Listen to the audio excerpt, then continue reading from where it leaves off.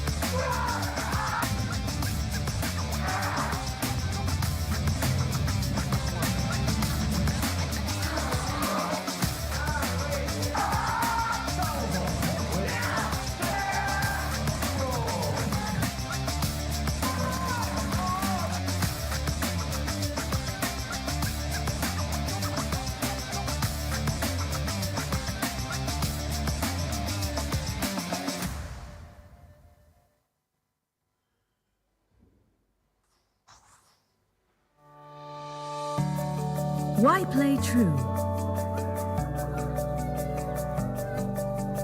So it is Play Sunday true for joy. in Dubai. Time for rest and reflection until you realise that the weekend in Dubai ends on a Saturday night. It's Sunday. It is the 6th day of competition, the 5th day of the elite action. 3 finals as Play usual true for you. respect.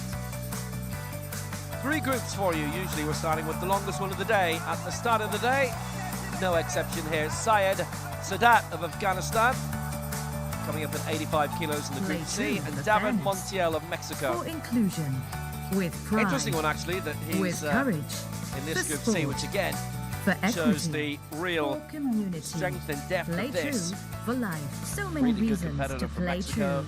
true. What's Later yours? on in Group B, we'll be seeing the likes of Vasyl Roscoe from Ukraine, Manish Kumar from India, Jahan Mamedov of Azerbaijan, actually. He's decent. Then in Group A, we go all the way to 180, David Dekteriev of Kazakhstan, Bruno Cara of Brazil, Sharon Branson Jr. of Brazil, and Alex Bourlon of France. Really could mention the entire field there. They all have prospects of winning, and there's only, by the way, going to be about 20 kilos between those first attempts. But in Group C, the heaviest attempt is going to come from David Montiel of Mexico, 145. That'll be, or at least that's what it's supposed to be at the moment. We'll be meeting all the athletes soon. A very good morning from Dubai, approaching 9:30 from Will Downing, and again from the long-standing national team coach, but not this week. It's Mary Hodge. Hello. Good morning, everyone. Hope everyone's gotten some rest and doing well. Looking forward to another exciting day here at the World Powerlifting Championships. Yeah, we've got the field coming in, and Sheriff Osman, who's here this week as an official, is our world record holder here. Then he'll be competing in the 59 kilo final. David Dekteriev we'll be seeing a little bit later. The European record holder we will not be seeing.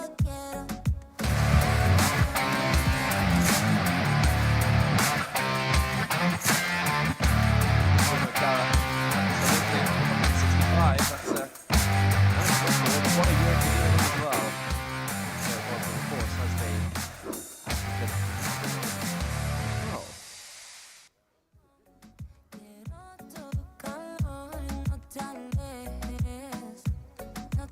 We'll be with you for the next 3 hours or so. Just a reminder, by the way, if you're intending to watch all of this, as is the new standard these days,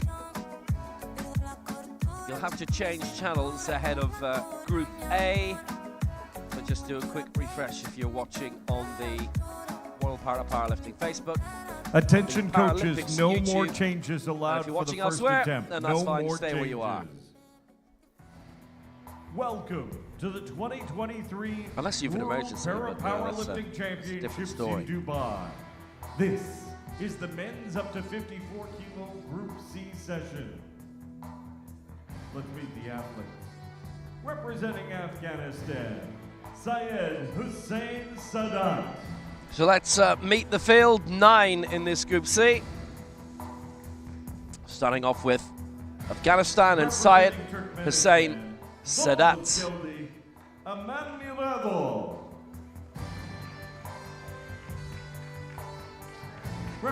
Next up for Turkmenistan, it'll be Dovle Amamiradov. He'll be going for 105. Representing Peru, Diego Quispe. Well, Romeo's right here. Romeo Toyawa from Philippines. He's in the Legends category. Mariga. Diego Quispe of Peru, again seeing him in Group C is a little bit of a culture shock. For Kenya, Ngungi Moringa. Uzbekistan, Shonali Mirzailov. Gorky Stano for Hungary will be starting at 133. Lifetime best a little bit above that. Sholali Mitsayev David Montiel of Caballero. Uzbekistan. Javier Jimenez of Chile. He'll be going very high to his lifetime best straight away. And David Montiel, he will be looking to match his lifetime best straight away of 145, which is quite something for a Sunday morning. Obviously, irrespective of where we are, Sunday morning is still going to feel like a Sunday morning to most people wherever you're from. Those that are going back now are going to finish up their warm-ups. Some of them are only halfway through their warm-ups if they're at the end of the flight. Many of them will be doing 80 to 90%. Either way, we'll get the show on the road in 2 minutes and 36 seconds. Well, here are our referees for this final. And as is the case nowadays, they come out for one group only.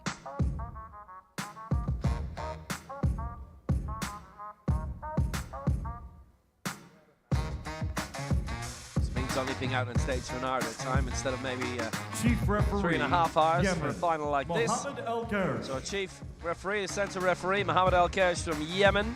Left referee, Thailand. Left-hand side referee from Thailand is Priyanuk Nakate. Right referee, And a right side Colombia, referee from Jenny Colombia Ortiz is Genny Cardenas. Ortiz. Technical Technical controller from Kazakhstan Natalia is Tsiai. Natalia Iskay. Technical delegate, Libya, Fatih Fatih La Lesha. Shahab of Libya is the technical. Spotter loaders, Delegates. please take your positions on the field of play. So that's where we are this morning. We've got 3 finals to come, and it all resumes in a matter of seconds. So is that all you got? You go big or stronger. You push harder. Is that all you got? You climb higher, faster. Yeah. I only got one question. So is that all you got? You go big or stronger. You push harder. Is that all you got? You climb higher, faster. So is that all you got? You put your best and the rest in. No question. Is that all you got? So you a victor. I only got one question. So is that all you got? Yeah, look at you now. So is that all you got? Take a look at you now. So is that all you got? Look at you now. Is that all you got? Yeah, I only got one question. So is that all you got?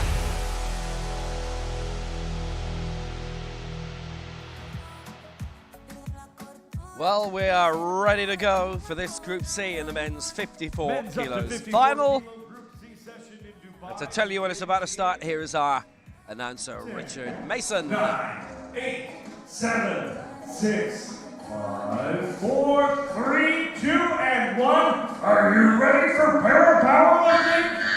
The bar is ready. Representing Afghanistan, our first athlete of the day, Syed Hussein Sadat.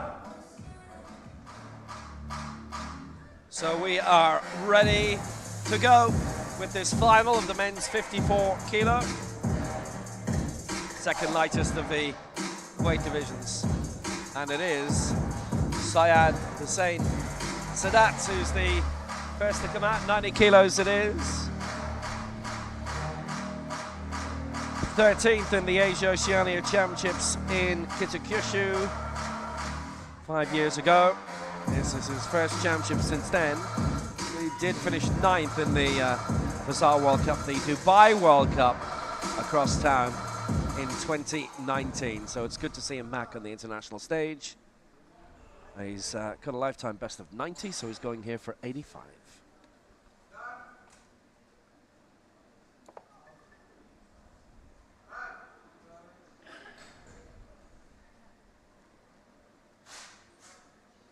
No lift. Didn't get it. That's unfortunate.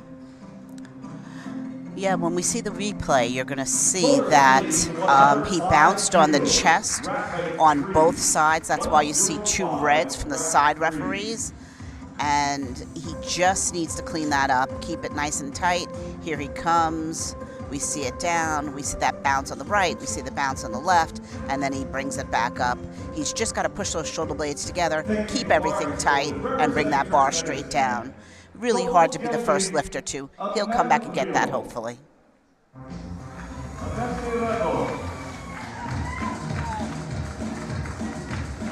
So now it is welcome aboard to Dovlekeldi Amamiradov of Turkmenistan. It is his major championship debut. It is his international debut at the age of 25, and he's going to try and start off with 105.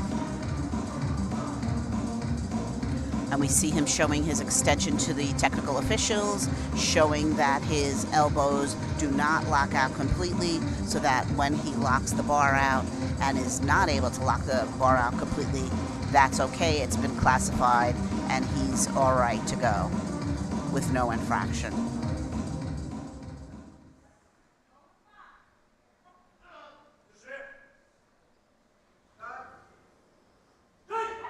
So here he comes, 105 for Dovlekeldi Amamiradov for Turkmenistan, and that is a good lift. So it's the first good lift of the day. It's 3 white lights for Dovlekeldi Amamiradov, and that is his international debut, off to a great start for Turkmenistan. And what a debut it was. Absolutely perfect lift. Brings it straight down, holds it nice and motionless on the chest, straight up, locks it out. Well done. And he knows it. Look at that smile. 115 kilos representing Philippines, Romeo Tayawa. So now it is Romeo Tayawa from Philippines. 115 is going to be his target here. We've seen him most recently at the African Open Championships. He was there in Cairo. And he's also shown an extension, presumably that the referees have classified him as someone that cannot lock his elbows out as well. And so this is why he's showing and reminding the referees, I cannot lock the bar out completely. Never hurts, considering that there are so many lifters that they watch over time. Yeah, he finished 7th at that African Open Championships and bronze in the Southeast Asian Games last year. So here he comes for 115.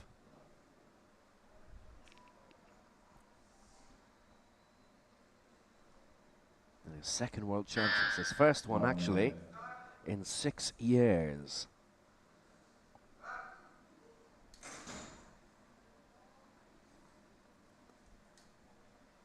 Good That lift. is a good lift. Philippines. Well, that was positive. He, in his last Asia Oceania Championships, didn't register a mark at all, but he has avoided that after Southeast Asian Games glory last year. He's got himself off to a good start here again. And you know that was on his mind while he got there. Great descent, nice stop on the chest, straight up. A little dingle there, and that's why he got one red lift, meaning just a slight little bounce on the one side, but really well done, and he's off with 2 white lights. Great job. Diego Quispe for Peru.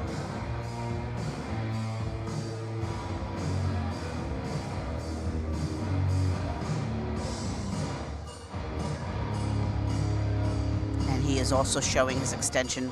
Very interesting, the first 3 lifters all with extension concerns and have been classified, showing that they cannot completely lock out.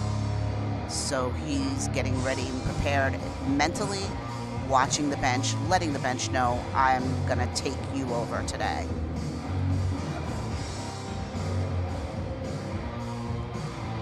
Fourth in the Africa's Championship.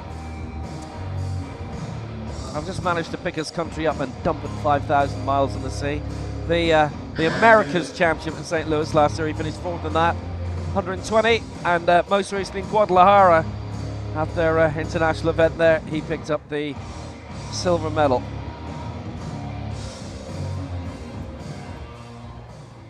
Strapped in by his coach. His waist belt is strapped to enable more air to come up into his chest.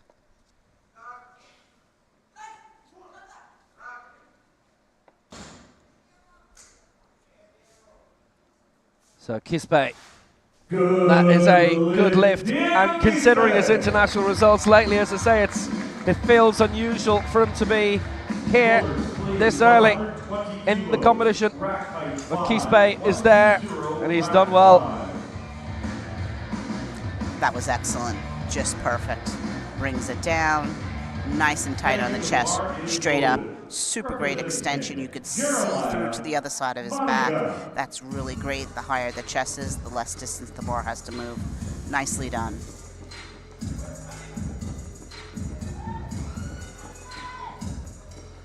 So next up, Ngungi Moringa for Kenya. He's going for 120, and this is, I think, for lifetime best territory straight away. And So he's showing ambition. he is also showing his extension and the fact that he cannot lock out completely. He's on the bench getting ready to get strapped in and go.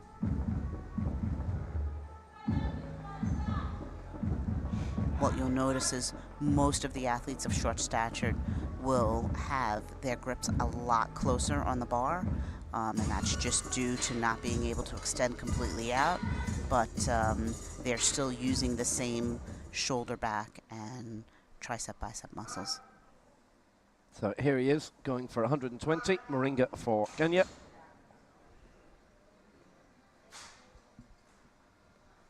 Good. And that is a good lift. Moringa. Excellently done. Makes fast work of that. Excellently done is true. One red, we'll take a look in the replay to see what that was, but that was really a great attempt. Here he comes down, locked on the chest, so he's got a tiny little bounce there, and that could be what that one red was. Nice job. Thank you. The bar is loaded. Representing Hungary, George Stano.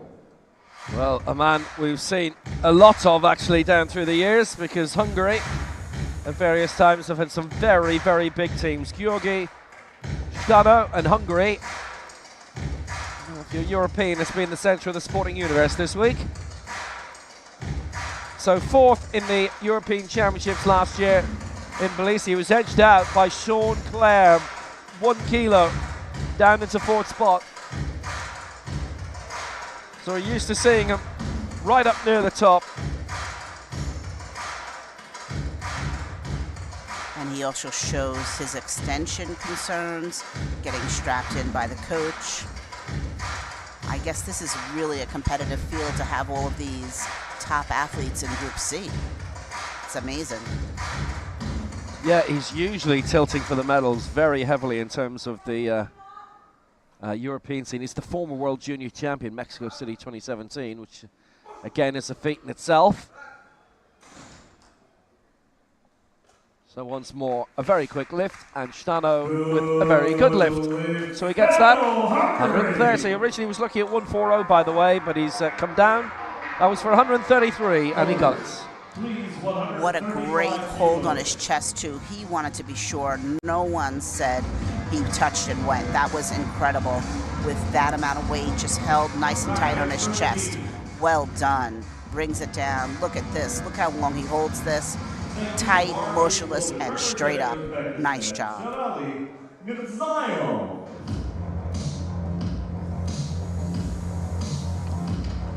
So Shirali Metsayev is coming up next for Uzbekistan. And his target, 135.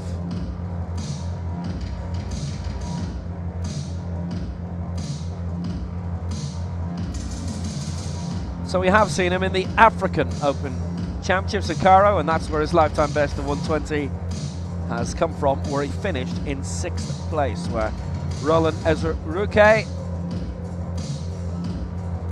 claimed the title overall. He's taking his time, strapping his wrist, focusing on that bench, getting his mental together before he lays down so that he's prepared. Remember, half of this game is mental. You train your body, you need to train your mental as well.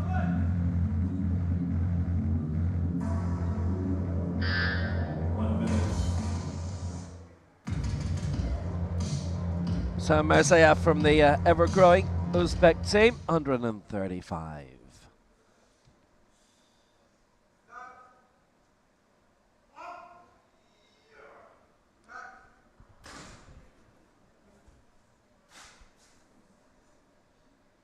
And that is no lift, it's 2 against on the press sequence in the center. And on our right side, referee, he was originally looking to, well, go way above his lifetime best. Mind you, he was still doing that anyway, 15 on top of what he's done before, but he didn't get it.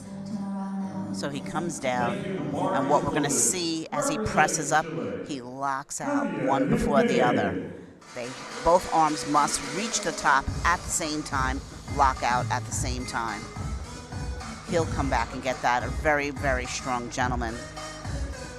Speaking of the mental game, one of the things that's been interesting over time as a coach, watching athletes sort of trying to psych each other out, giving each other the stare down in the back.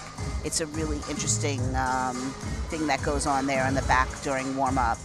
But that said, the athletes come out, they collect themselves, and they're ready to go. Many of them will wear hoods or towels over their head just not to see another athlete.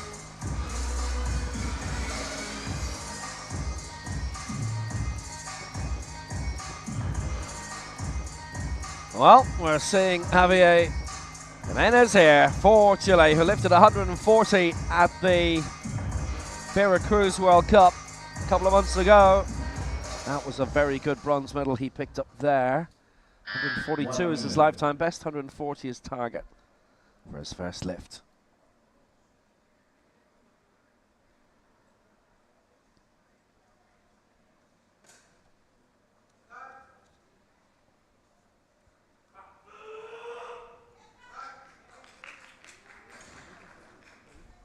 With his guy, John-Andre Echeverria. He has a good lift to his name. What a fine lift from the America's bronze medalist last year, Javier Jimenez. And that was amazing drive off the chest. He just drove it up and was not going to be denied on that attempt. Here he comes, holds it motionless, straight up, just drives and keeps driving until he locks it out. Really nice. Also great back extension. The higher that chest is, the less distance you have to move the bar. Not every athlete can do that based on their disability. He did a fine job with it.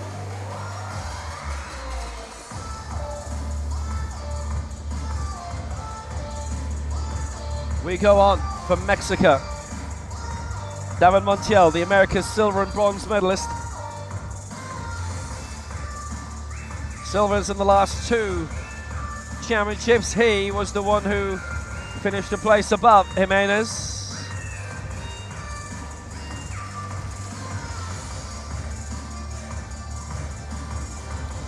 And he's going through his routine prior to laying on the bench, getting his mental focus prepared. Now he's on the bench and he's ready to get strapped in and ready to go. That was a great victory for him in Veracruz, a massive World Cup win. Just edged out in the last two Americas finals though, and then you come along and you see him and he's in Group C for an event like this, especially when he squeaked into 13th place at the last World Championships. So a few high attempts are certainly going to be tried in later rounds from a couple of newer names. The man from Zalapa is here and ready to go. And they call him Torito, which is not the only time we've seen a Torito in this round. 146. No problems there. Good lift for David Montiel.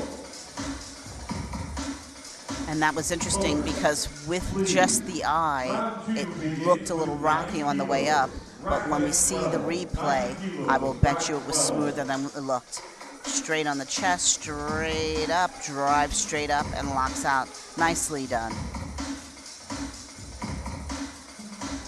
And he's on the board. Great. Thank you. The bar is loaded. Representing Afghanistan's second round attempt, Syed Hussein Sadat. So back again with Syed Hussein Agar Sadat of Afghanistan. He missed his opening round of 85, but he is staying very much on his path and going here for 90. Sort of hard when you've missed that opening attempt. You really always want to get on the board. The coaches want their athletes to get on the board because then that mental, oh my goodness, I haven't gotten on is out. For this gentleman now, he's still coming in with, gee, I have to get my first attempt. Hopefully he'll get it here.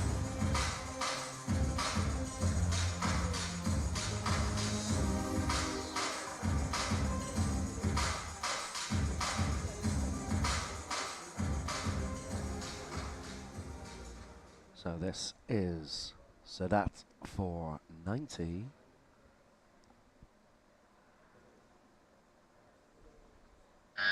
Trying to give his competition a bit of a boost. Everybody else starting off above 100 from here on in every group. He's being calm about it. He's let the clock hit the minute.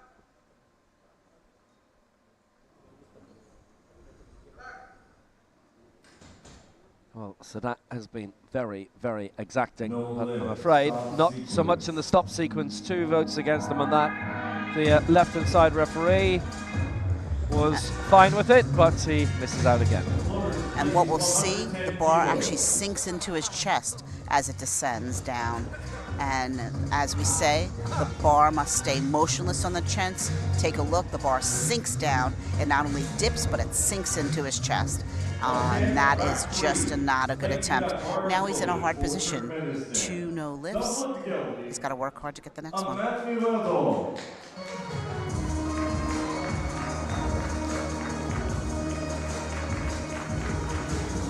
So now for Turkmenistan, Dovlet Geldi, Aman Miradov, 105 he's already got, this for 110.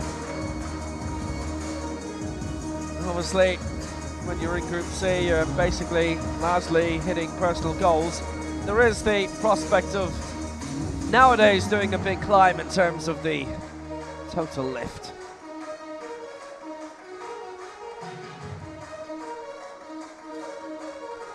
So he's getting strapped in so that he has the ability to use his upper legs to push against that strap and resist him, and that helps him when he's on the chest pushing up.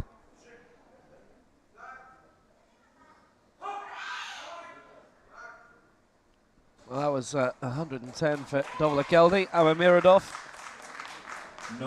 No lift though. It was the stop sequence that went wrong, and well, the press ended up being okay for him, actually. Now, there was a bit of concern around the crowd, but he was fine. So let's take a look at what happened here on the replay. He brings it down. barely stops. He also barely touches. If you look, he just kind of slides the bar on his chest. He doesn't stop completely and go up. And that's always going to be 3 red lights. Nice try. Representing Philippines, Romeo Tayawa. Here comes Romeo Tayawa for Philippines, going for 121.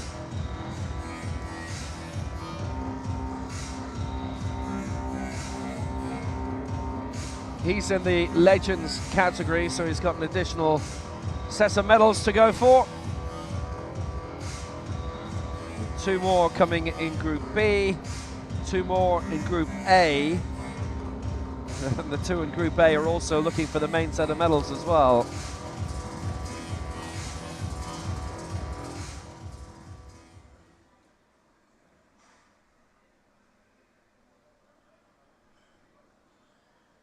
So he's got himself his eyes, his forehead just under the bar.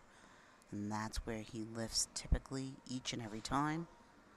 And he's ready to go. The bar is out.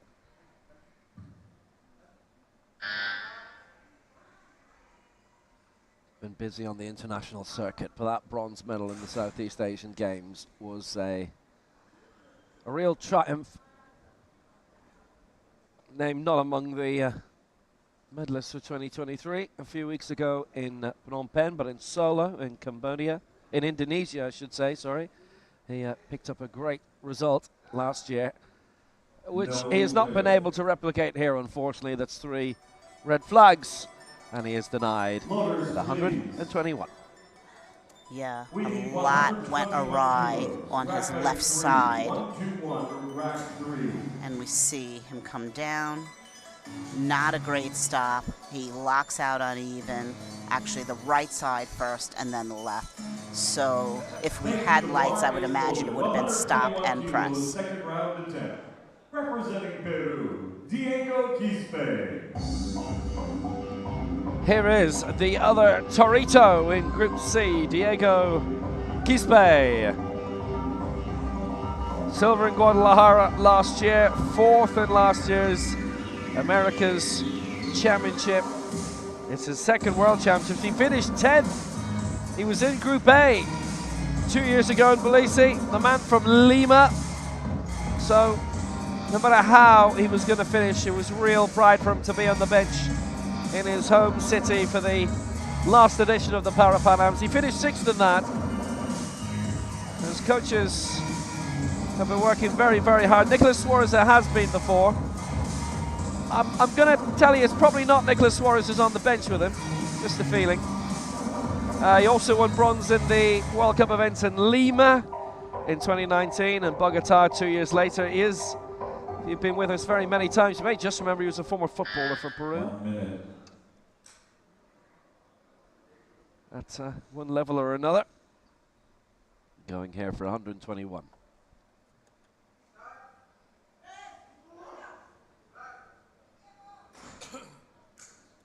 Again, it's a lift which didn't have to last very long for him. And we'll find out via the flags whether he's done more than he needed to. And the answer is no. It is 2 red flags to 1, and there's the 2 side referees. And now it's come up electronically, the left side referee for the press and the right side referee actually for the stop. Yeah, so it almost looked like he didn't lock out completely. If you look at the end, he presses it up and then he kind of gives it an extra little push. So that's not a complete lockout there. And that's never going to get you a white light. He looked confused. Hopefully he can go back, look at that video, and fix those small little errors. Yeah, it's Ngungi Mringa coming now. He's cleared 120, going here now for 125.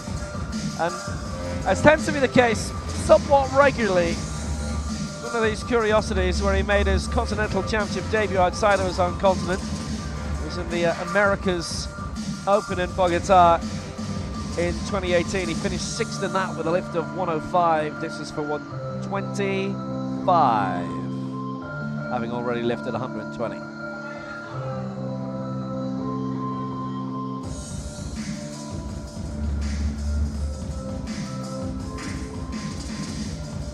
ready.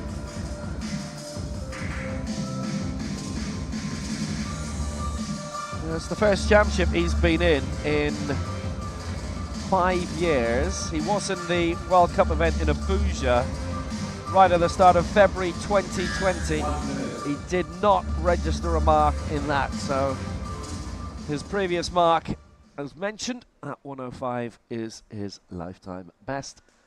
He's looking to go above that by 20 now, having successfully lifted 120 with his first round go.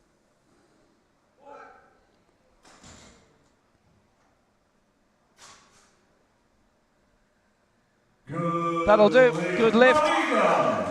3 white lights for Ngungi Moringa, Jeremiah Ngungi Maria. That just looked perfect. He really did a fine job. And even laying down, he was smiling, which is unusual and good to see. Straight down, locked on the chest, straight up, locked out. Really beautiful job. And he's just so happy, as he deserves to be. He worked really, really hard for that. Nice job. So the ever-growing Uzbekistan team, Surali Mirzayev, going for 135. His second attempt at it, having just missed it out last time. And again, this is tough. When you've missed your first one, you just really he needs to be thinking right now, forgetting about what happened the first time, coming into this knowing hopefully he had a good warm-up, and he's just going to attack this and be tactically and technically accurate. That's what he needs to focus on. Forget about the miss the first time.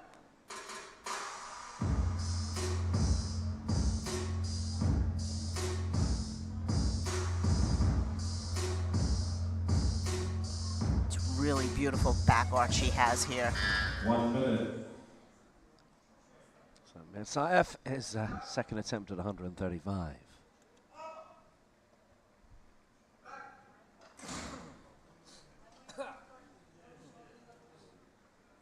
Good lift. Yeah, he's done well there with a good lift. 135. Second time of asking, 3 white lights, and the earlier issues have been extinguished. Lovely result. Much, much better. Just technically completely accurate. Takes it out, brings it down, holds it completely motionless, no cause for concern, drives it straight up, locks it out. That's the absolute perfect lift. He was not going to be denied. Nice job. Gorgi Stano. Hungary, in terms of their sporting uniforms this year, showing some really nice variety. It stands out, doesn't it? Now Georgi Stano is trying to stand out with 140. The World Junior Champion from 2017. And, well, we were there for so many big events previously, the European Championships, numerous World Cups, and you look at so many other sports where Budapest in particular is the place to go. They know how to organize a big sporting event and do it really well. Coach Peters getting him strapped in. He's focusing, concentrating, knowing he's going to attack this bar.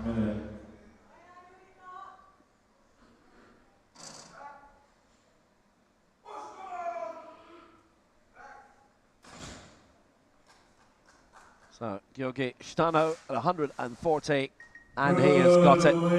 Good lift. We're not seeing very many red lights.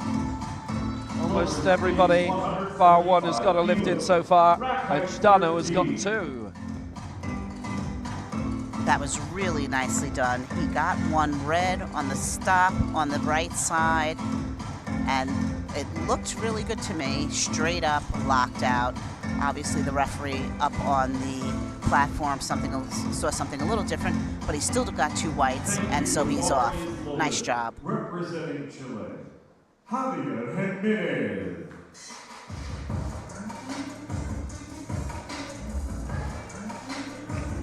So the return of the America's bronze medalist, Javier Jimenez. Well, he's finished in the top 4 in the last 2 America's Championships. 5th in Lima at the Pan Ams, and he's going here for 145, which would be by 3 kilos a new lifetime best.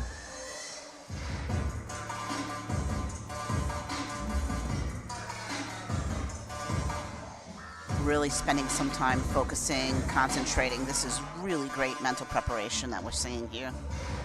Most of the athletes in this fight have done it, and that's just fantastic.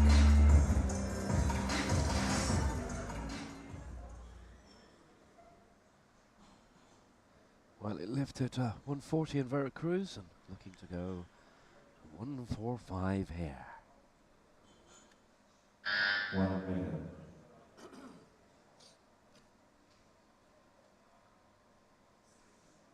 Brings it out.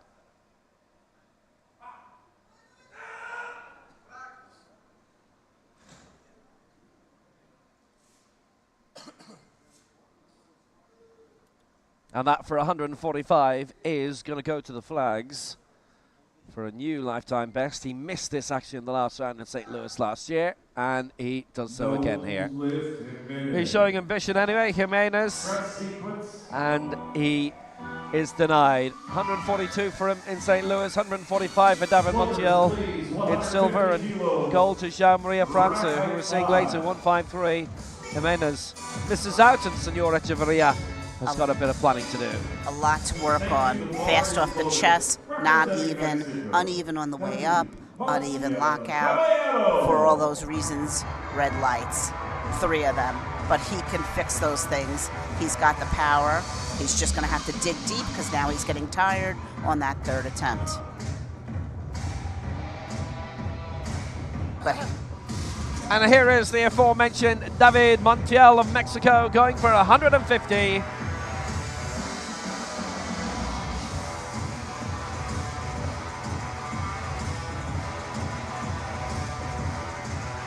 The silver medalist last year, retaining his silver medal at the Americas Championship. 4th in the Pan Ams though, where there were a few categories traditionally being put together. and he's indicating to the coach he wants to strap a little bit higher, which she's now doing. Sometimes an athlete chooses that just to ensure the legs don't move, the feet don't move, everything is motionless, which is in the rules.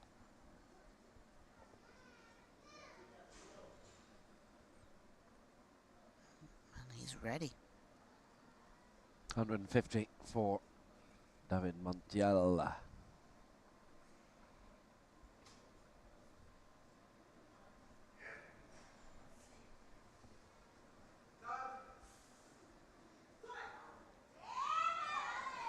He's finding that a real struggle. Remember, he lifted less than this, 145, to gain his silver medal. No lift. 2 and against on the press. That was a struggle. That was, I'm sure, not a message to anyone in particular. Was absolutely a struggle. His timing on the way down was flawless. Nice stop on the way up. He just rises on the left side before the right. And here we see the replay. Stops beautiful on the way up. Here comes his right side and then the left side. So unfortunate. And he knows it. He sticks his tongue out. He can come back and get it. Same as the lifter before, though. A little tougher. He's tired now. He really has to go back and relax, come back and regroup. So suddenly we're in the last round of this Group C, and Group B is around the corner, but not as close as it used to be. Remember, we have 6-7 minute gaps now between the various groups, and no unified introductions to the start anymore. Sayen Sadat. Now he's a man on a mission. He's missed his 2 attempts, and this in his first World Championships is a test. Gotta get this. He's getting prepared, getting his wrist wraps nice and tight. previously in the rules, you had to have your wrist wraps tightened before you approached the bench. They seem to have eased up on that, which is a good thing. So often the athletes were tightening them too tight in the back and then just starting to constrict their blood flow. So good that they changed that. In truth, there have been, I think fair to say, a lot of rules that have been simplified lately.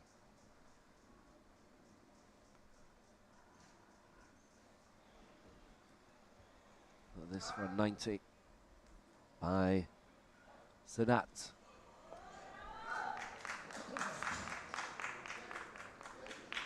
Well, that's the important one to get. And he has got it. Good lift for Syed Sadat of Afghanistan. He clears 90. What a really, really good lift. And the two most important words of that are the last two.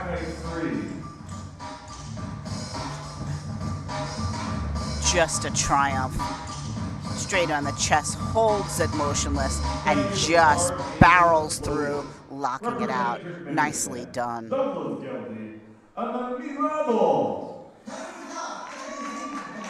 And now we say farewell to Dovlet Geldi and Miradov of Turkmenistan, who's going for 115.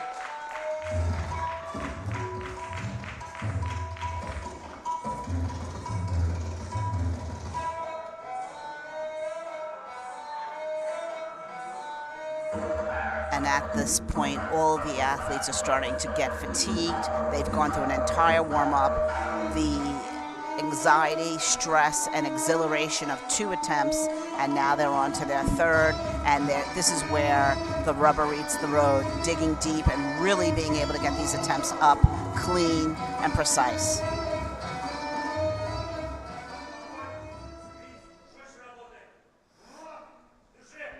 So Aman Miradov for 115.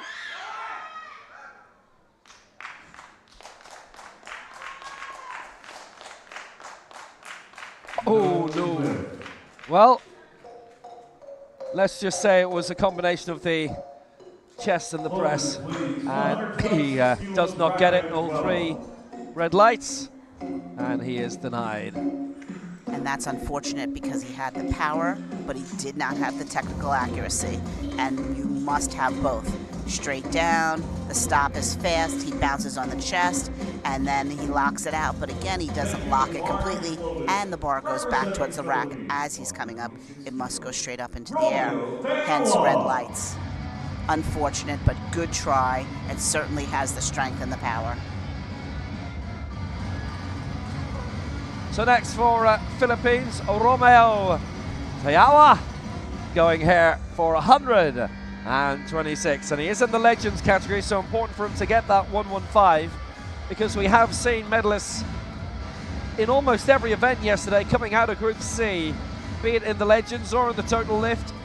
So suddenly it's made life a lot more worthwhile for being in Group C because there must be a lot of competitors after a few years think, right, well, it's nice to be here. I love the atmosphere. But I'm pitching myself to be, 31st in a field of 40, and it's a long trip. And now suddenly, from there, you show consistency. And if you're in the Legends category particularly so, you have every reason to keep competing. Tayawa, 126. The flags will speak.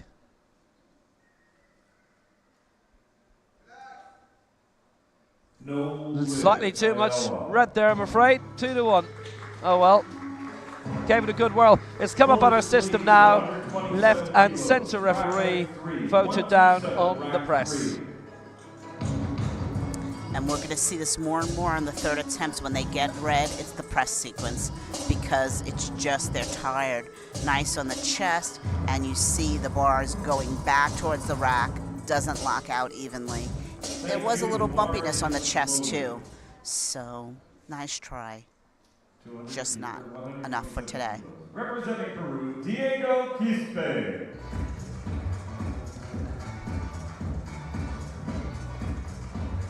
It's Diego Quispe, 127. So, He's in a similar position to what we've just seen with Romeo Teawa. Got his first, missed his second, now trying to get the third.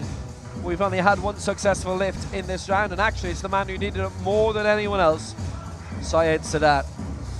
So he avoids the wipeout.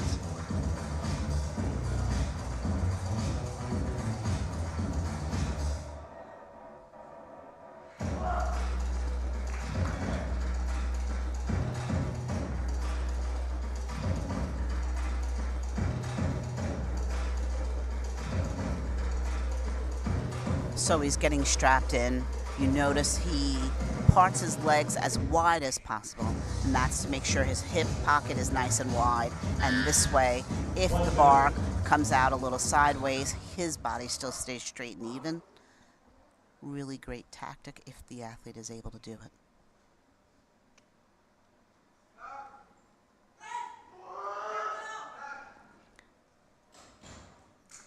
And just not enough gas in the tank today for him. No lift, stop sequence. Yeah, unfortunately, he is the third man in a row to miss his third after missing his second but getting his first. And I think this time, very philosophical about it. It's a result he probably felt, at least when he was on the bench, was coming. Looked so great on the way down, looked really nice on the chest, and he just went to drive off the chest and did not have enough power, came sideways. He's got the strength, though, for the future, for sure. And here comes the man with the smile.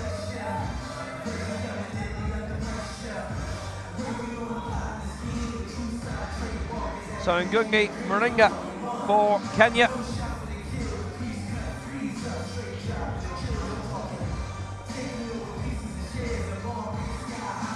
He's really taking his time, approaching the bench, concentrating, making sure he gets ready for this third attempt. Like all the other lifters before him, he's a little tired, and so he knows he's got to dig deep to really drive this up and get this where it needs to be to get those white lights or flags.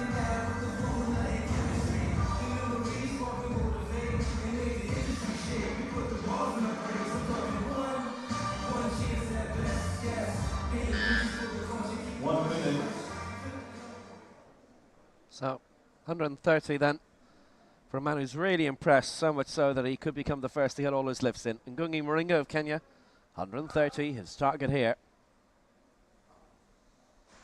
And for a man who hasn't competed internationally in 3 years, he has really made a great appraisal of himself. That did look lopsided on the way up, but he has performed really well. I know he would have liked that 130, and it would have given him a lead in the total lift that he might have held for a couple of hours. That's the big downside for that. He really performed well today. Unfortunately, exactly what you said, just lopsided on the way up, the right side, legs behind the left racks out first, and then the right, and he knows it. Nice work, though.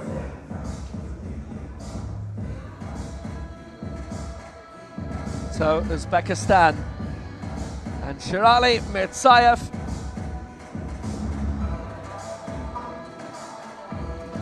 Rolling on out at 140.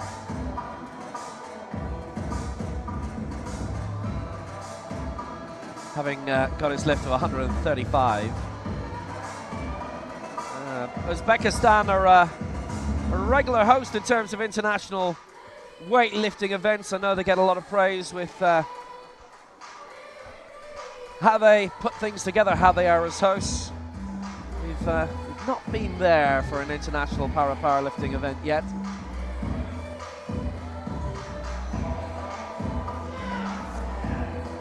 So he's focused. He's now down on the bench. Got his wrist wraps nice and tight. Hyperextending his back. Again, the idea is the higher your chest is, the less distance you move the bar.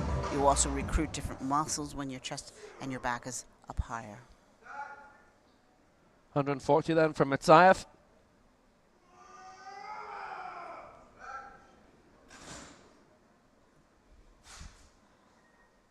Notes unfortunately in the press will not go his way at all. He misses out at 140, so his progress is interrupted. And up to this point, not only has nobody got all their lifts in, only one man has got 2 lifts in. And that was some fight off the chest. Just unfortunately, he could not make it work. Straight down. And really short on the chest on the way up. He almost stutters and stops a little bit on the way.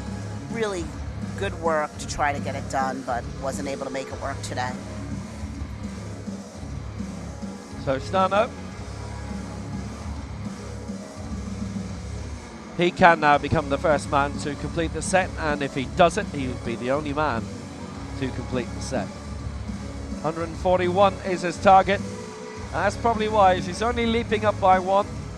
And there are occasions when that happens and you look at it and you think, somebody somewhere has probably made a little mistake, but that is not happening here. 140 tested him. 1 more kilo up.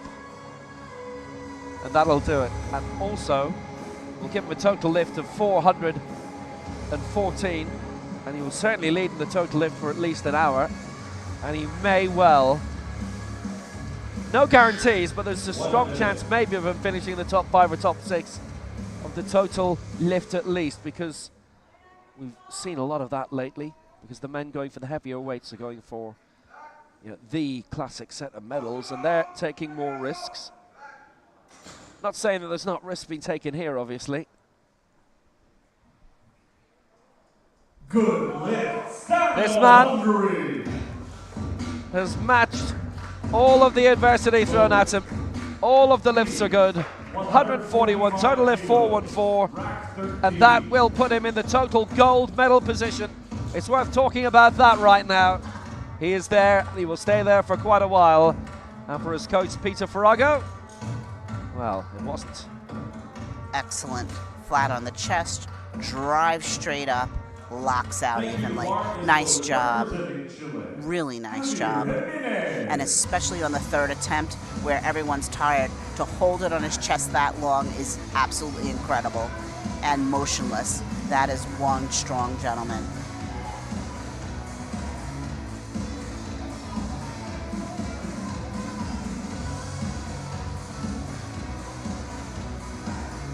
So 145 for Javier Jimenez. He missed out last time. Really good campaigner.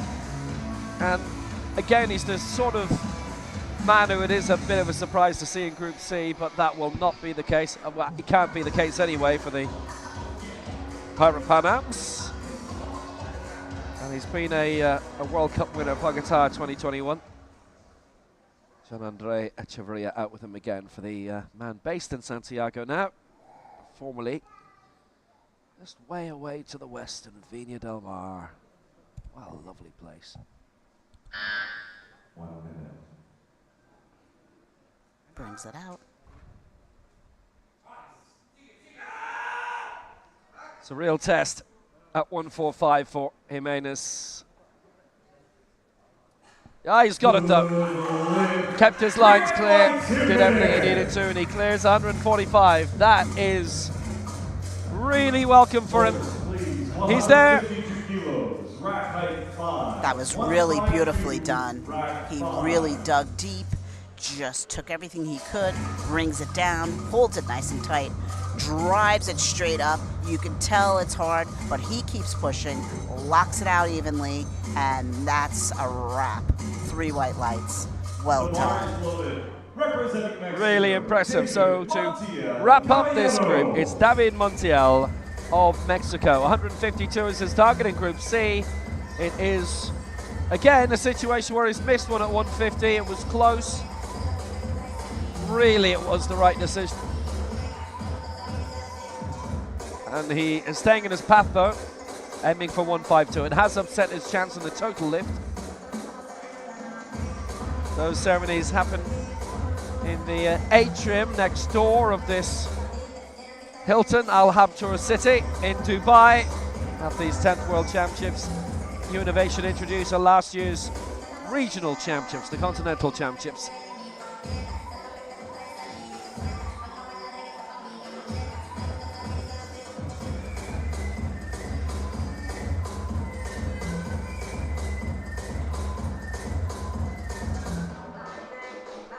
And he's getting strapped in, focusing nice and tight, just above the knee, just above the ankle to ensure no movement down by his legs. Hyperextends, pushes those shoulders into the bench to ensure his chest stays where it needs to be, his head stays where it needs to be, and he's ready to go. Well, here he is. He is well in position. He's a class act. He struggled, you remember, with the 150. And, well, slowly and deliberately he's made it through. He looks to me to have completed the press at 152, but we'll let the experts judge. No, and two of them say no. It's, again, the side referees, which was the same as last time. Some you win, some you lose. He won at 146. He's the heaviest lift in the group. The rest of the lifts, well, not so much. That was really a nice try. Brings it down, but you could see his arm shaking on the right side. He just didn't have the amount he needed. He actually stops on the left side to have the right side catch up. You cannot stop. Both sides need to keep moving. Nice try is right. Everybody got a lift in that, which is good. David Montiel leads for Mexico, 146. Javier Jimenez next for Chile, 145. Gorgi Stano is third for Hungary, 141. And Stano leads the total lift in 414, and by a huge amount. Nobody else broke through the 300 points barrier. Jimenez closest to it on 285. Later on, women's 61 kilo final. That's underway at 3 p.m. Dubai time. It is 10:20 here now in the morning. And then we wrap up with the men's 97 at 6:15. And on the way in 15 minutes time, we will be back in Group B. Please do join us for that.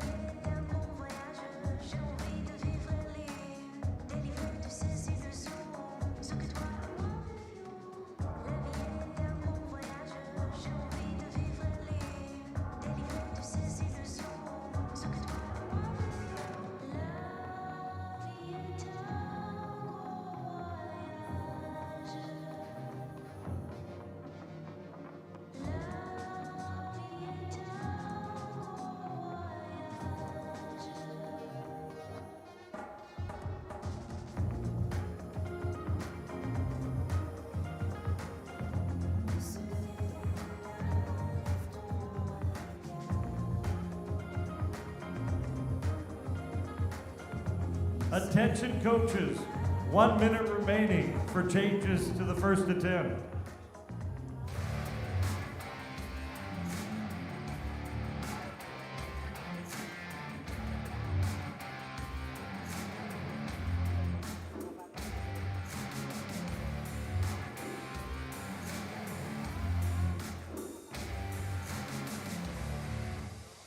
And a quick look at Group B, by the way, because that is forthcoming.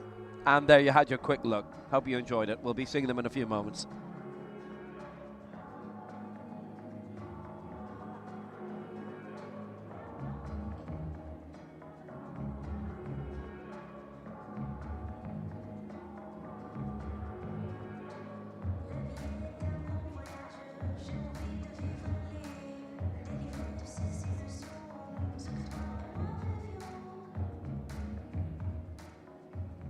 Attention coaches, no more changes allowed to the first attempt. No more changes.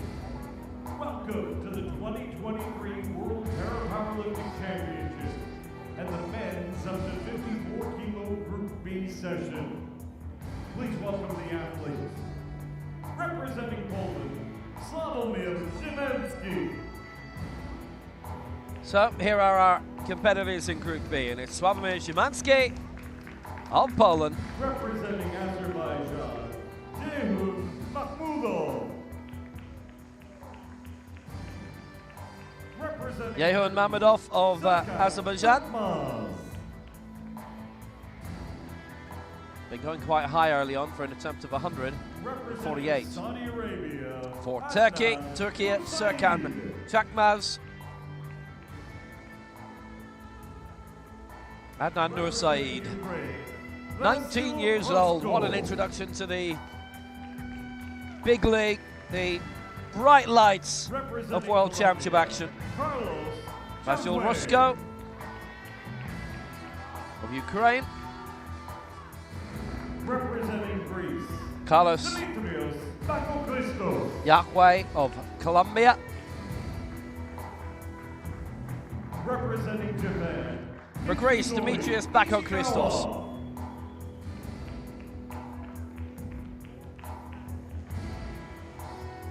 Another very familiar figure from the world of Japanese para-powerlifting, Mitsunori Ishikawa. It's great to see him still waning back. He turned 50 earlier this year. and representing India, And from Cote d'Ivoire, it is Alidou Diemoutain. He's from the Legends category along with Ishikawa. And for India, it is Manish Kumar. These are the athletes in the men's up to 54 kilo Group B session.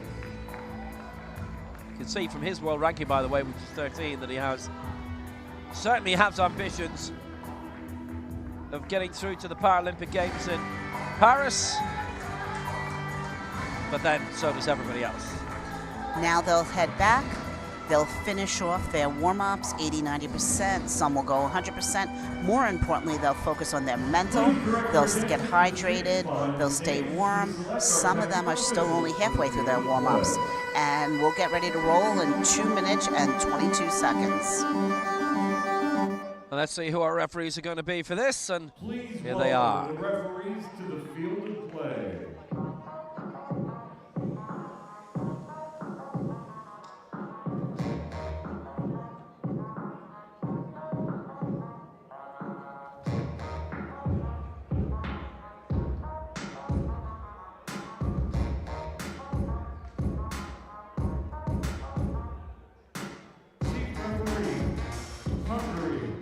So the chief referee, the centre referee, Timo Kyrk of Hungary. Left side referee from Finland, Jari Laine. Right side referee from Malaysia, Nursia Mohammed. Technical controller from Kazakhstan is Natalia Ishgai. And the technical delegate for Libya is Fatih La Shahab.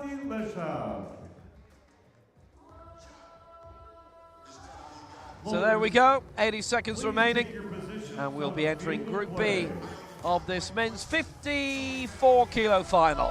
Is that all you got? Yeah. I only got one question. So is that all you got? You go big or stronger? You push harder. Is that all you got? You climb higher, faster. So is that all you got? You put your best in the rest in, no question. Is that all you got? So you a victor. I only got one question. So is that all you got? Yeah, look at you now. So is that all you got? Take a look at you now. So is that all you got? Look at you now. Is that all you got? Yeah, I only got one question. So is that all you got?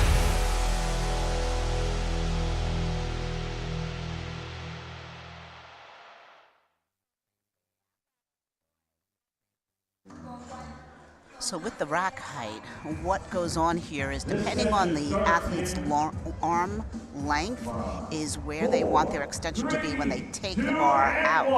And what you want is optimally the bar to be in a position where the athlete can lift it out of the rack without their shoulders coming up off the bench. Once the shoulders come off the bench, their body position isn't correct. First athlete, Sławomir Szymanski. So Sławomir Szymanski of Poland, European Championship bronze medalist in 2018, but he's been on the scene a very, very long time. You'd never think it. His first Worlds were 2006. He was 20 then.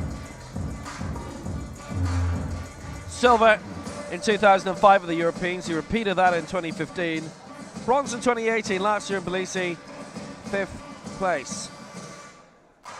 2 Paralympics to his name. Tokyo, he was 8th and 6th in Beijing.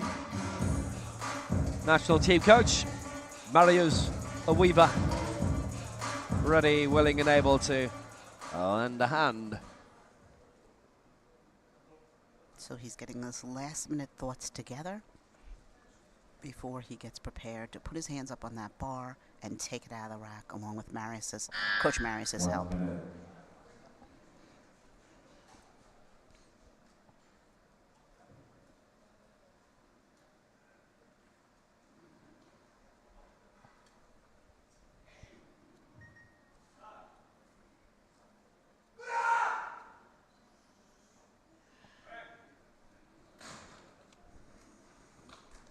So 140 for Szymanski, and he misses out on the press on the right-hand side.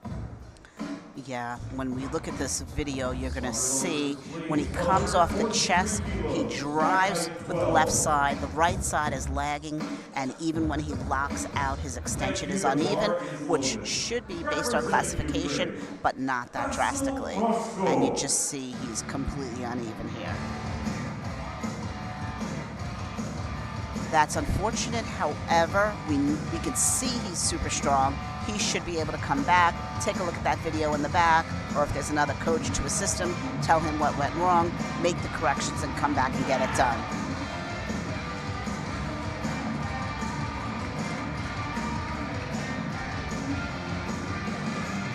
So to Ukraine and Vasyl Roszko, who we have not seen compete in 2 years. 9th in the European Championships in 2018. He was 14th in the Worlds last time out 2 years ago.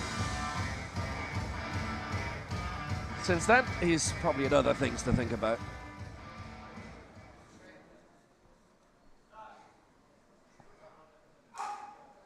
Roszko, 143.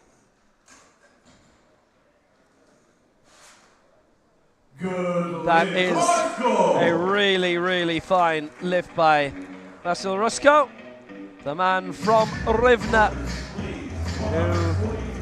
who is friends with Vasya. And that was quick, powerful, and perfect work. Just came out, knew what he wanted to do, got on the bench, executed properly. Straight down, locks it out, and drives it straight up. That was really incredible. Nice attempt. That's the textbook attempt that everybody would like to execute. A lifetime best for him as well. Wow. Impressive in the extreme. And we'll see if Carlos Yahweh will be as well.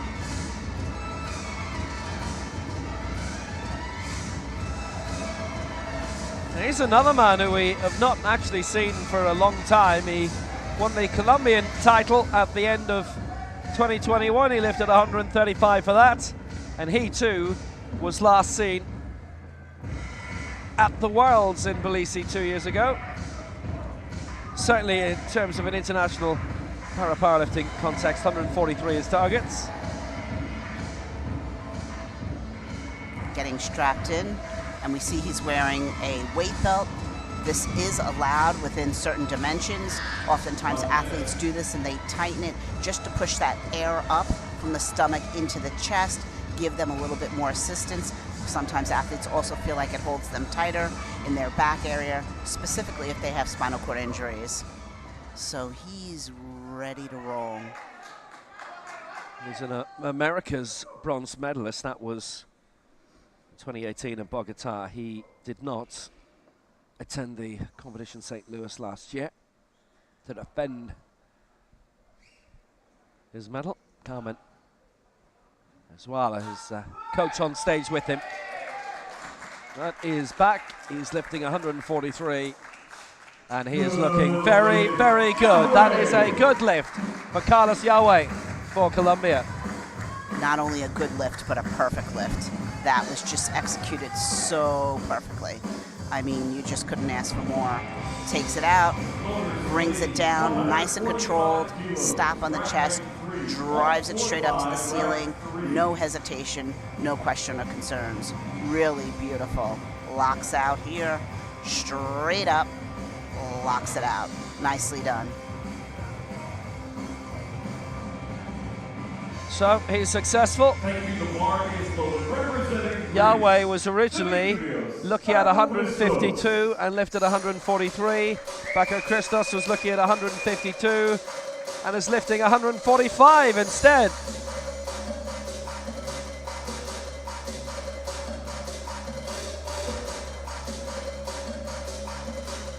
For Greece. And he's gotten onto the bench quickly. And they're having some discussion about the straps and really what they want done here. Well, he's the Paralympic bronze medalist from Rio and in Tokyo. And bronze in 2017, 2019. Silver in the last Europeans in Tbilisi, having been the European champion in 2015. So he is good. So you see, he put that strap very loose. So the purpose of that strap is not to help him resist with his legs, but more when he hyperextends, meaning pushes his chest up, he wants the strap to resist him a little bit.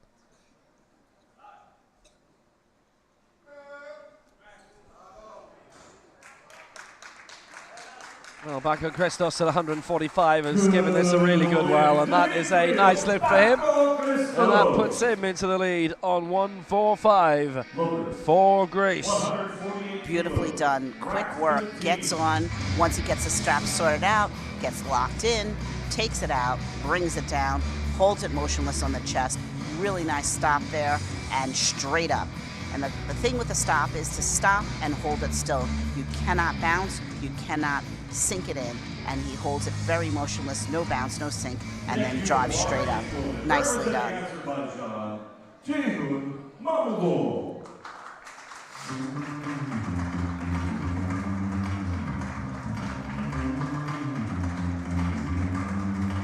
Ceyhun Mamedov coming now for Azerbaijan, going for 148.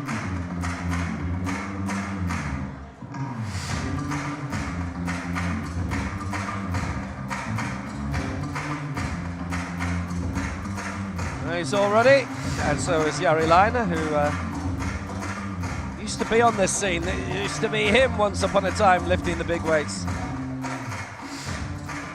He's doing his breathing, collecting himself, breathing deep in, breathing out, going through a number of those to ensure he's relaxed and he's focused. Focus is so important because it's you and the bar. When it comes down to it, that's all it's about, you and the bar. Taking it out, executing it properly, correctly, tactically, and getting it back up to the top.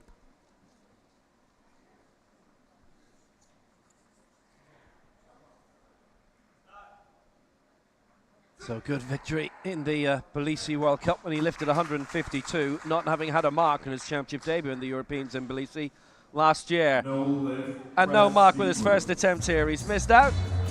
2 more goes, and he is denied at 148. So it was the press sequence from our left and centre referees and the stop sequence on the right.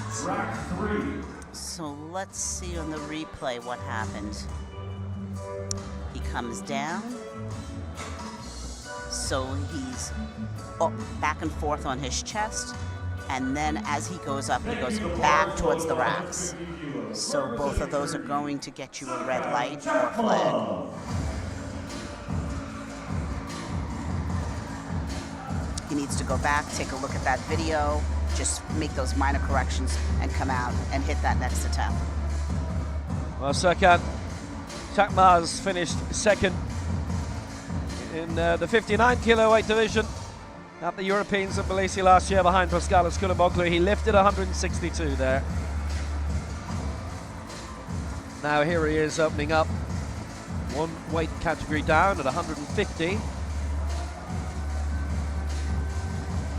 And oftentimes when an athlete drops down into a lower body weight category, obviously they're losing muscle mass. And so their strength may not be quite the same as before. Optimally, they're able to keep as much strength or close to it, so stay stronger, but in less weight and become more competitive. That's the thought process behind that. Doesn't always happen, but that's the thought process. Yeah, originally, about a month ago, they were looking to enter him at the 59 kilo final, but it's 54 instead. For the European silver medalist. And he didn't wait very long for that, I have to say, Çakmaz, and that is a good lift. Anyone in his favour? He gets that at 150. Good lift for that. As you say, quick but good work. Well done. Got a red from the head referee. Let's see. Straight up, locks out. Looked great to me. Nice work. And all he needs is the 2 whites, and so he moves on. And he has done that very well. Asnan Nur Saeed, this very impressive young campaigner, is coming along now. Showing his extension, letting the referees be aware that he will not lock out completely. His arms will stay bent, as has been approved by the classifiers. But very important for the athletes to show the referees, the technical officials, so that they're reminded, remembering that they see so many athletes, they cannot remember each and every one of them. So wise of the athlete to do that. Now he's on the bench, he's under the bar, he's preparing. Nur Saeed with bronze at the Tbilisi World Cup last year.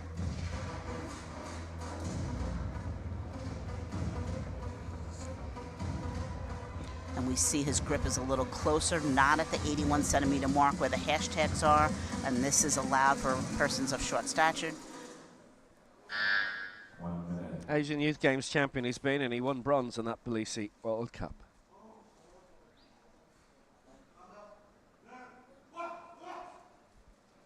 And it's out. 150 for Nur Saeed.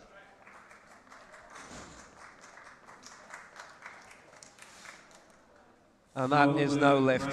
And that is 3 red lights for the press. And Nur Saeed does not make it at 150. And despite his still reasonably tender years, he is 19 years old for another couple of weeks. He has been in multiple championships at this stage. And he just presses and goes. And as we know, from having watched so much powerlifting this week, you must stop motionless on the chest. You cannot just press and go. And so unfortunately, he does not get the attempt. He's got to clean that up on his third in order to get the white lights he requires and work his score.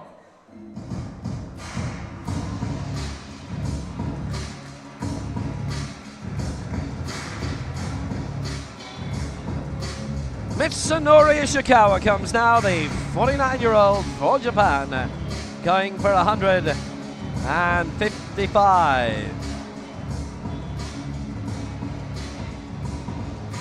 Well, a really popular campaigner, as so many of the Japanese team are.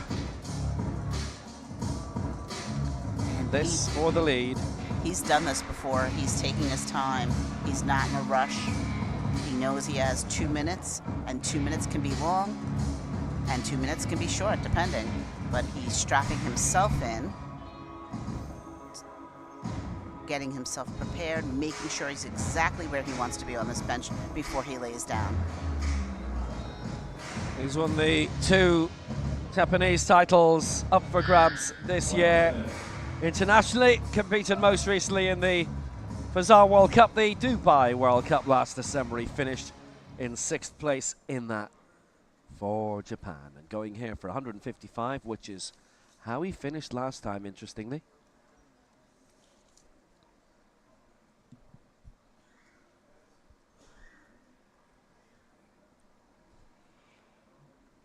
When he's getting himself completely prepared, pushing himself down so his chest rises up to the bar.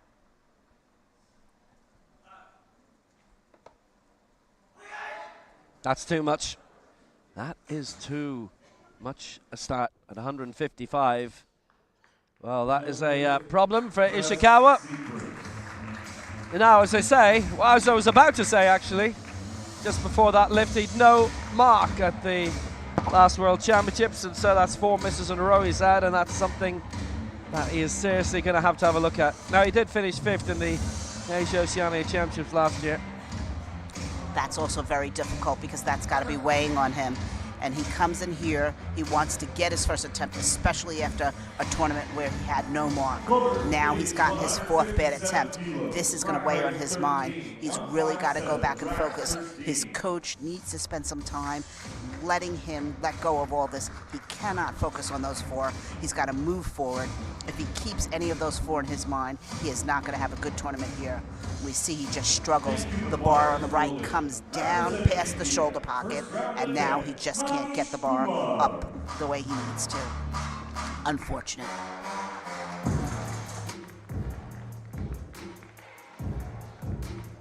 Well, we move on, and we have 2 to go in this opening round. And this is Manish Kumar for India. Well, this is where he is in the race to Hangzhou in 7 spots. So at the moment, he's quite comfortable. You are allowed 2 from India in that. And Manish Kumar 7th in that line right now in 157. And that lift coming here in Dubai on his international debut at the World Cup here last December. 157 he wrapped up with, and hence he starts with 157 today to look to match his lifetime best. Getting his breathing, really preparing before he takes this bar out.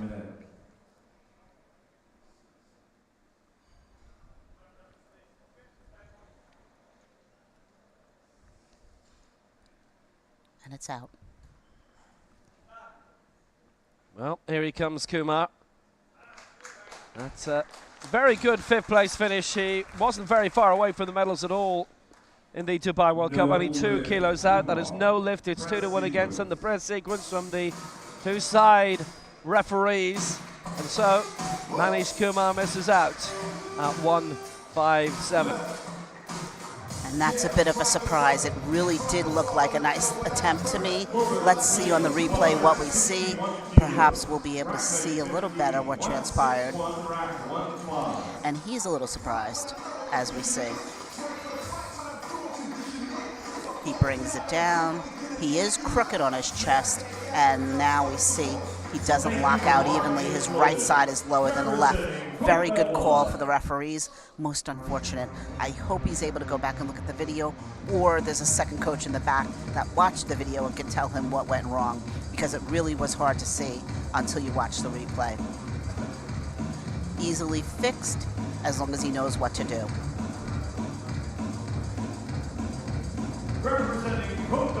It's 20 years since this man made his major debut at the African Games, and now here he is, having claimed bronze at last year's African Championships.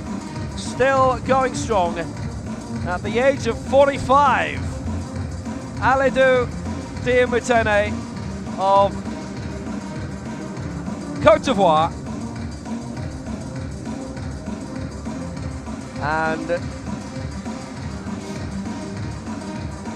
I love his preparation there. He sat, he calmed himself, and prepared.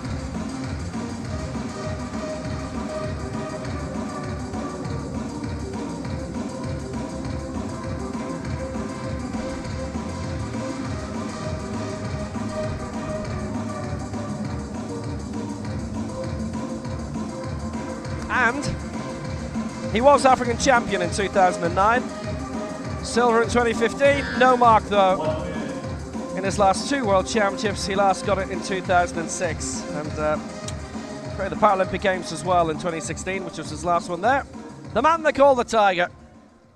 This is the time to roar. 161.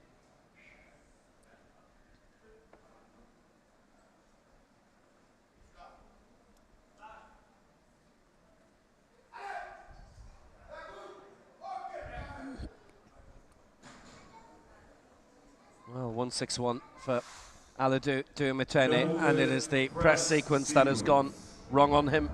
Unfortunately, he's not got that either, so we've only had 4 successful lifts so far this Sunday morning in Dubai. What a peculiarity.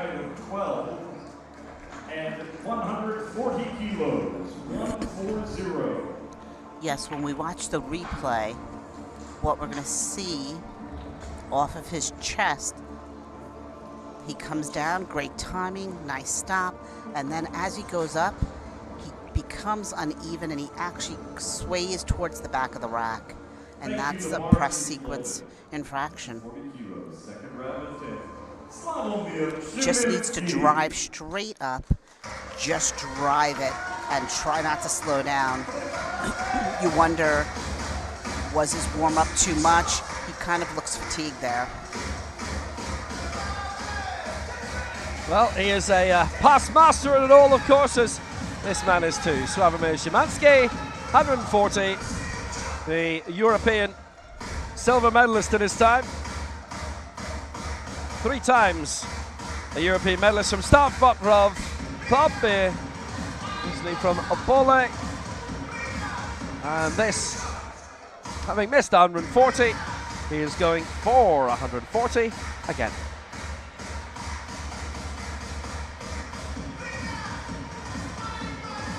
He's gotten himself mentally prepared. Now he's got his hands on the bar. He's ready for Coach Marius to help him bring it out. Go to work. 1 minute. So it's 140 from Szymanski.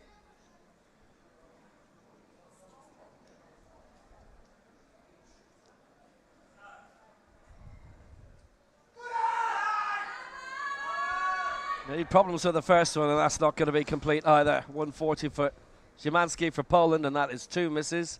And there's a little rub of the shoulder as well, and that's an ominous sign. And, well, maybe he's been coming into it with a bit of an injury. He certainly seems to have one now, and he looks to have gone in too early here, too high. Nice on the chest, and just can't get it past the halfway mark. And he indicates with his head no as he's driving up. And as you said, definitely a tweak to the left shoulder, definitely has some sort of injury or something going on with that left shoulder.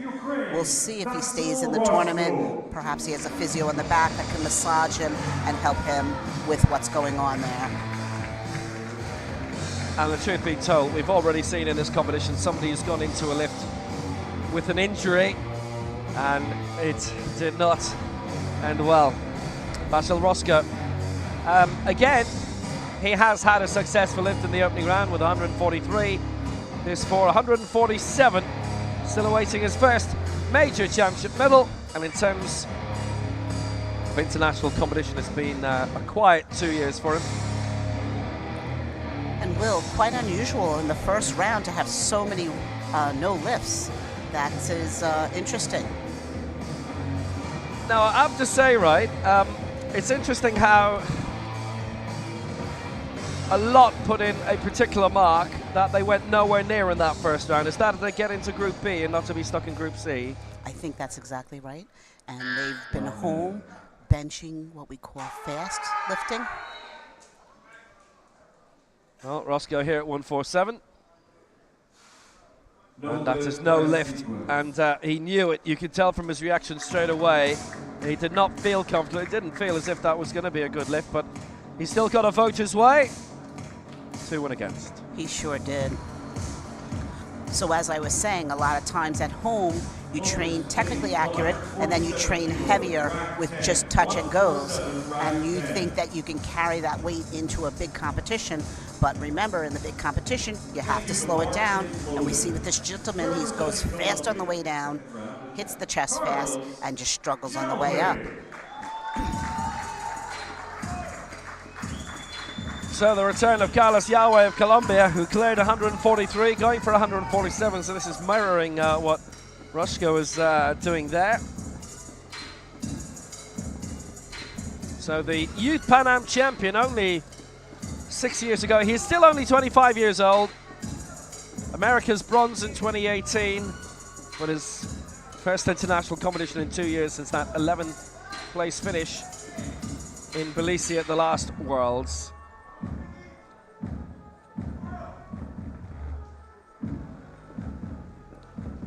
Carmen Elisa Zuliaga on stage with him. He has a great setup. Sits up, prepares, gets strapped in, gets his mental focus, works on his weight belt to make sure he pushes all his air up from his stomach into his chest, prepares his wrist wraps. He just has a really nice setup.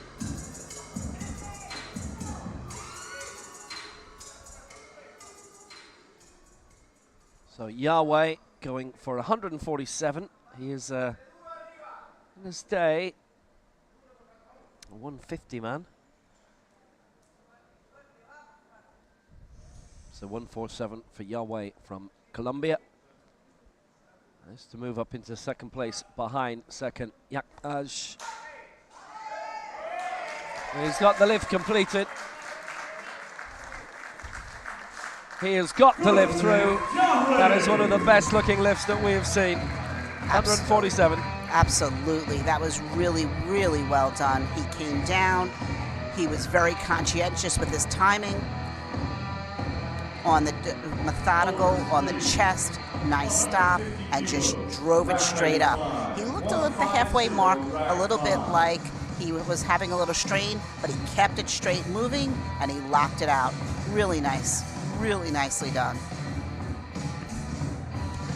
Nice stop here, straight up, and we see where the strain comes right about there, and he keeps pressing. Nice job.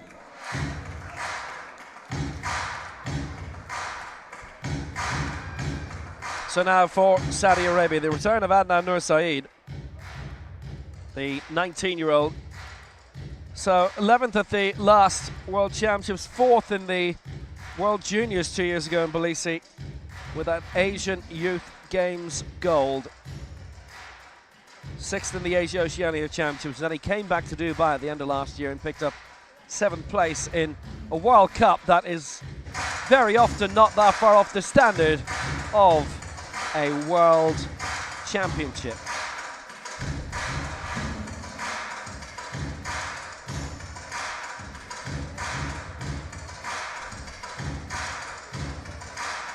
And he's stretching his arms out, focusing, preparing, while he gets strapped in, really focusing on what's coming next.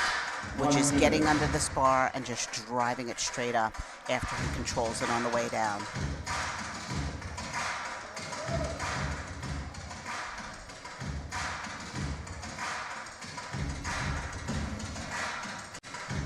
So Nur Saeed, 150, second attempt at it. He was one of the many who missed in the opening round. Only 4 got the lifts in, and only 1 to date has got 2 lifts successfully complete. And this for 150 for Adnan Nur Saeed. And he has got the lift 2-1 in his favour. Just the one not against, that was for the press, but nothing for him to worry about. Nur Saeed, 150, completes it.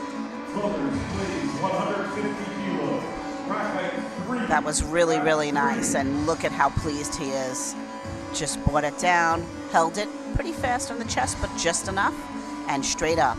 And again, on the chest, it really just has to be a break in motion, so you do not have to sit there long, but enough to stop the motion. And he did it. Nice job. Bako Christos of Greece going for 150.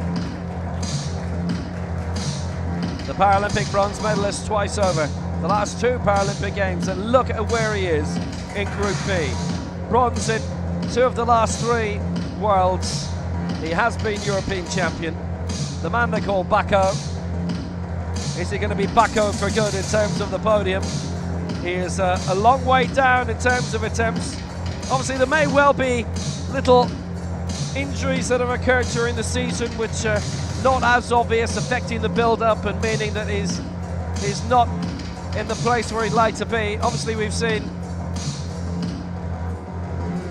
world champion. Trying to think who it was. We had an Asian champion. Yeah, it was an Asian champion who last year at the Asia Oceania Championships went in at half his usual weight and then back to his normal weight here. In terms of attempts, I mean, not in terms of body weight or weight division. So back across this 150.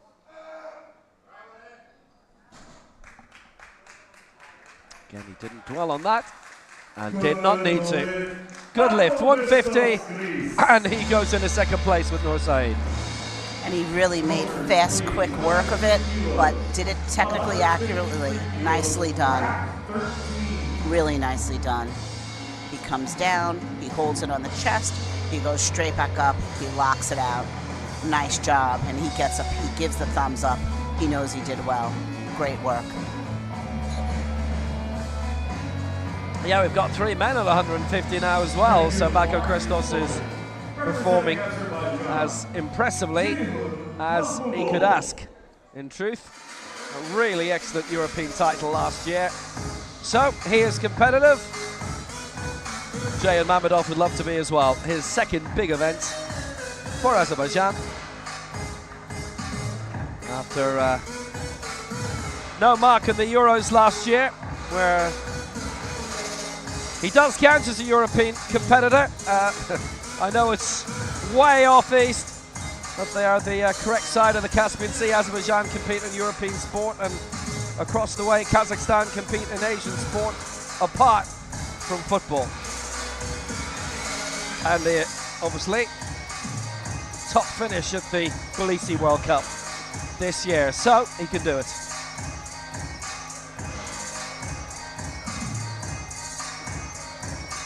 Gets himself mentally prepared, his breathing before he lays back on the bench. Interesting that he uses no straps at all. Some athletes choose this. So he feels he has enough control of his legs not to move, that he doesn't need any straps.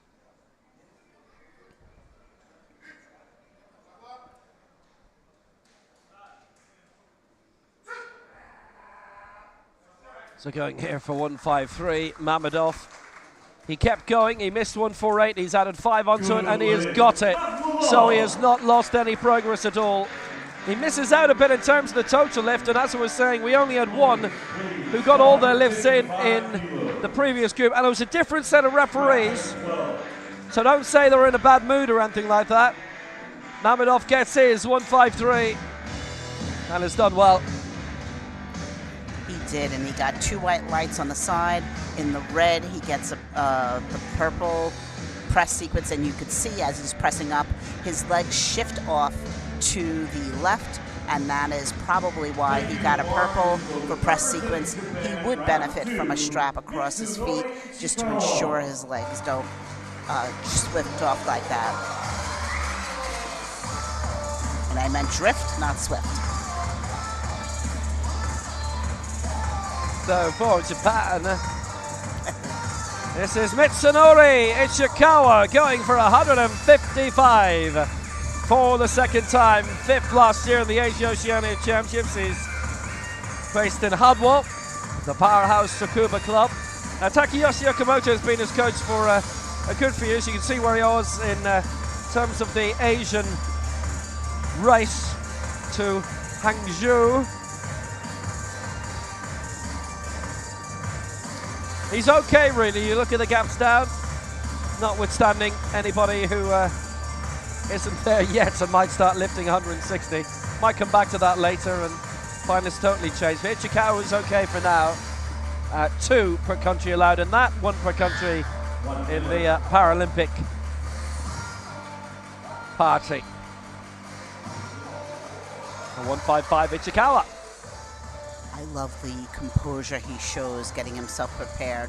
Just nice and calm, very methodical with each step he takes. Nice job.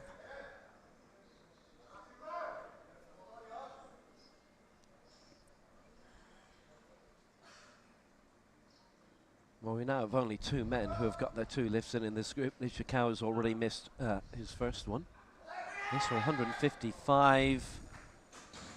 He is having his struggles this morning. Quite a lot of them are.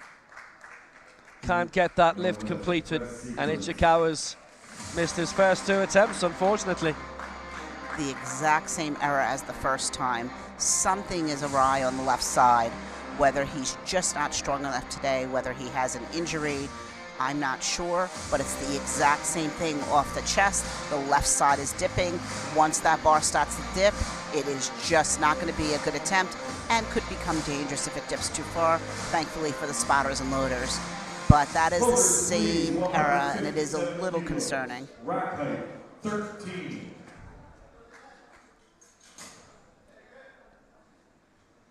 Yeah, it's quite odd, honestly, how a lot of the presses are not being completed at all. It's something that, honestly, we've got used to not seeing. He's nowhere near getting that press complete. Absolutely. So Manish Kumar coming now. So he missed 157, he's going for it again. Just in terms of the total lift, it is Yogi Stano who still leads on 414. There are only now 3 men who can overtake him on the total lift in this group. I'll say this, if I was the Japanese coach, if there is no injury, the adjustment I would make at this moment would be to have him take that left hand and move it out a little further. Perhaps he's too close in and that's affecting his drive. That would be the only thing I could think to do if there's no injury.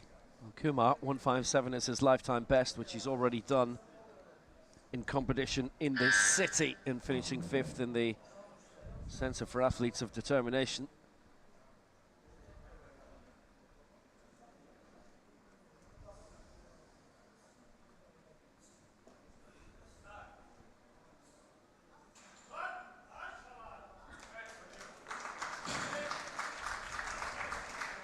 He's looking to improve on what he did last time. He's absolutely done that. The lessons from the earlier lift have been fully learned. Good lift. Well received, very nicely done. That really was just perfect. Brought it down, great timing on the way down, nice pause on the chest. In fact, an over pause, as we call it, meaning he stayed even a little longer to ensure the referees gave it to him, and then he drives it straight up and locks it out and waits for the rack command. Nicely done.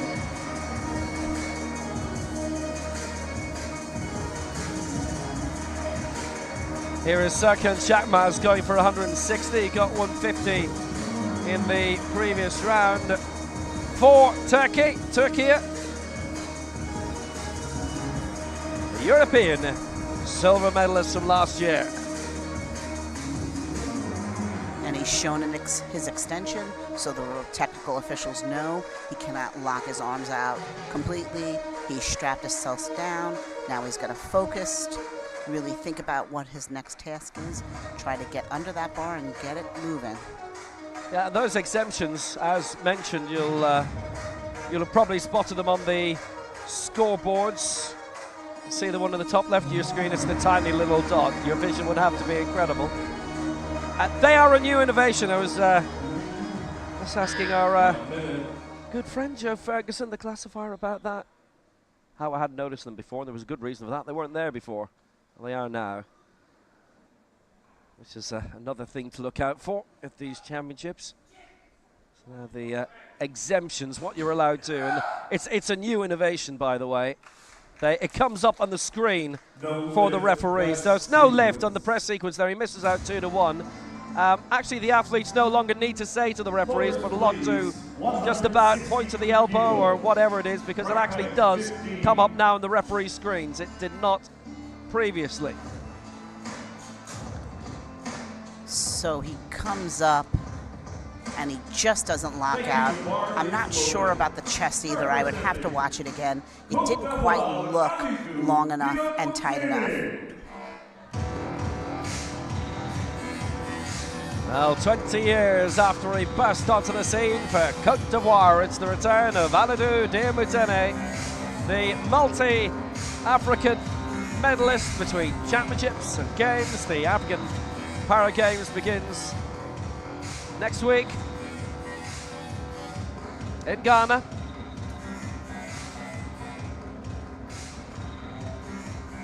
African champion in 2009, silver in 2015, bronze in 2022, and this is his fourth World Championship. His first was in 2006. He was the flag carrier in Rio in 2016.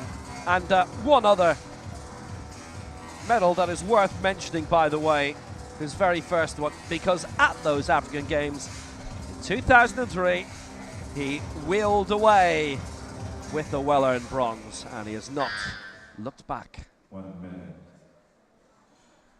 And by the way, Szymanski is out of the competition. He's clearly injured, no more lifts for him. 163 for Diamutene.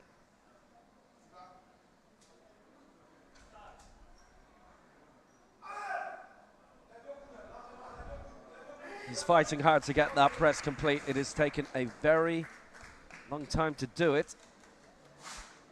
And because of that, a bit of raggedness near the top. He'd stopped. It looked as if he'd fully pressed out, but then he went a little bit more, and then that's the clue that, aha. 148 kilos, rack height 12. And so, 148, rack 12. things to think about on that. When you're at that point and you're just dead stopped and you can't move anymore, do you just try and get the assisters to take it from you? Or do you push through and use that energy, and now that's energy you don't have for your next attempt? There's an argument for both sides. He made the decision to continue with it. Perhaps for him, he needed to. And good on him, and let's hope he can come back and take care of it. So there's no Szymanski, unfortunately, and it does mean a wipeout for him, so he doesn't register a mark in this competition. So we're in a place where only 2 men in this group and 3 overall have successfully completed their first 2 lifts. Yeah, Roscoe missed 147. Now he's going for 148, so at least he's going to feel that he's made a little bit of progress and that he can gain a kilo here. He was really troubled with the last one. He really wasn't happy with it, and then it still turned out he was only voted down 2-1. What about this one? 148.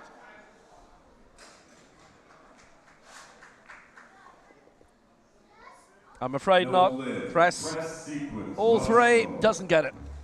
And that did look better, but when you think about and we hopefully will watch it on the replay, when he comes off his chest, it looked like he stopped. And so that is going to be a red, unfortunately. Really hard work for him today. And unfortunately, he doesn't walk away with what he had hoped, which would be good lifts. Stops here straight up. The bar is crooked, and he just never evens it out, unfortunately. That's unfortunate. Nice try. Carlos Yahweh of Colombia. He is one of the two that can get all of his lifts in. So right now, leading the total lift at 414 is Gorgi Stano of Hungary. And if Yahweh gets in, he leaps up to 441 and would take the lead. Bako Christos, who we'll see next, is the only other one who could get it. The interesting thing is that a lot of those who are missing lifts are still looking to lift heavier in this final round. Yes, and oftentimes when that happens, when they miss a lift and then they go heavier, what it is they feel like they did something technically inaccurate. They didn't stop long enough on the chest. They went up and they went back towards the rack instead of driving straight up. They made what we call technical errors. If you make a technical error, but you feel strong enough, you are going to go up in weight because, let's face it, they're trying to get into medal contention. And even when you're not trying to get into medal contention, maybe you're vying for a personal best or total overall medals. It's been good progress by Carlos Yahweh. It's been really good to see him back after a break of a couple of years away.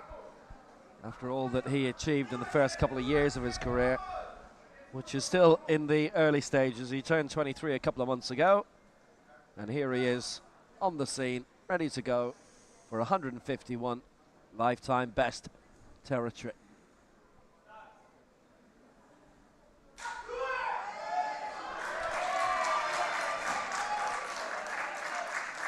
A lift of real strength and quality and faultless. 3 white lights to Carlos Yahweh. He leads the total lift by a long way, 441, and he will be in the medals for a long time. There is no doubt about that now. He overtakes Gorgi Stano, who will also be in the medals for a long time, but that was just brilliant, lifetime best. So for the viewers, you say, well, what is a perfect lift? That was a perfect lift. There you have it. Takes it out, under control on the way down, stops completely on the chest, drives it straight back up, and waits. Here he is. Completely stops on the chest, drives it straight back up, no questions or concerns, rocks it out. Nicely done. That was just perfection to watch. So Bako Christos coming now for 155. He too has got all of his lifts in. If he gets this, he goes to 450. So he would go into the medals for a long time in terms of the total lift. If he gets it, he would go second in terms of the best lift where the champions are crowned. Should point out in terms of the Legends competition, incidentally, the 2 men who are in this group haven't got a lift yet. And in Group C, Romeo Tayawa lifted 115. He is leading the Legends competition. And if the status quo is maintained here, he will get a medal in the total lift. That's what Bako Christos is. He's only a couple of kilos away from the top 8 and Paralympics qualification. But there's a couple of other things to that. That was a brilliant lift, and he takes the lead in terms of the total lift at 155. He'll have to go to a couple of World Cups along the way too. That's important. That was absolutely beautiful. 2 perfect lifts in a row there. Just brings it out, under control, brings it down, pauses on the chest, straight up, locks it out. Nicely done, and he knows it. 2 great lifts in a row there. Thank you to Mars representing Japan, Mitsunori Ichikawa. So this is the pressure. This is one of the 2 in the Legends category who've missed their marks, and obviously they're going for all the marks. They're going for all the competitions here. It's Ishikawa 155. He's having problems. Theo Mutane likewise. And it is this simple. If he does not lift it, he does not get a mark. And that, for him, will be very bad news. And irrespective of any team competition or not, it might not be necessarily the most enjoyable flight home. Now, here is where he is in the race to Hangzhou. He's going for 155. That is his lifetime best. He's already done it this season, or certainly it's his recent best. It's the top 11 who make it in. 1 minute.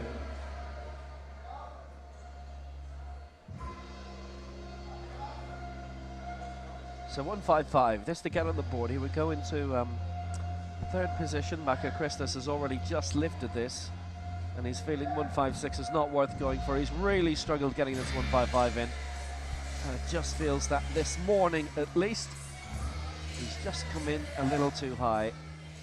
And we see that all the time. When I started off working in this in the last World Championships in Dubai 2014, you'd loads who went in high. And, well, he has to avoid it. He is not, the lift was not coming, and he does not register a mark, and it's Ishikawa. It is a wipeout for him, I'm afraid.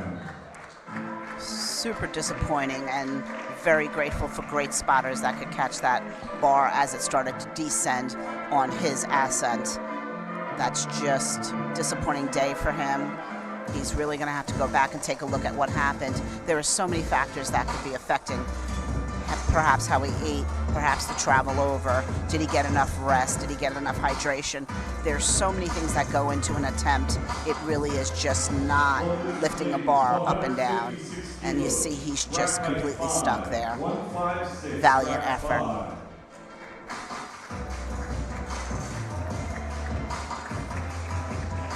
Mexican Ferrero, who had her moment in the sun, and now nicking another one briefly for Colombia. She had a really good competition, actually.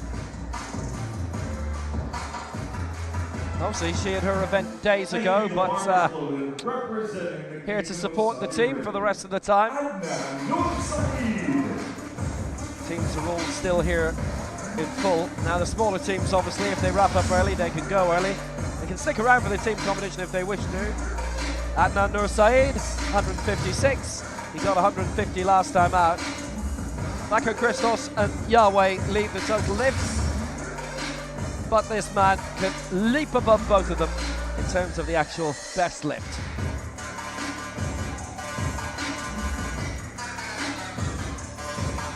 And for the last time, he is getting himself prepared, at least in this championships. And he's pulling himself back to the bar and getting ready. Getting focused. Arms out. Again, exact same routine. Meticulous, methodical. This is so important for the athletes. Do the exact same routine each time. Keep your mental focus and then attack that bar. 1 minute.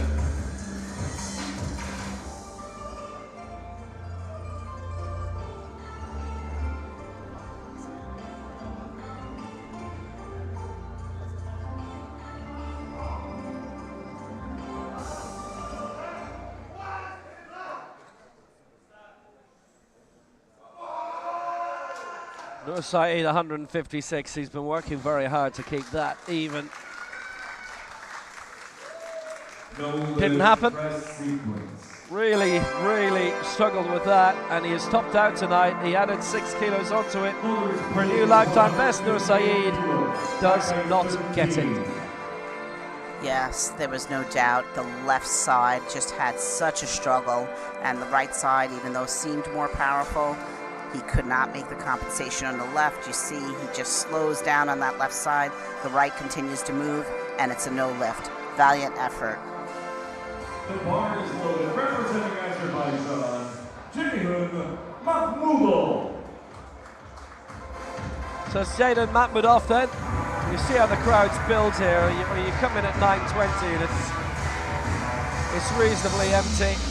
Then the competition starts at 9:30, and then it builds up and certainly by the end of the session there's not a spare seat in the house, but then by that stage obviously they're going for the medals. As we always say, you are If you're watching in Dubai, you are more than welcome to come along to the Hilton Al Habtoor City.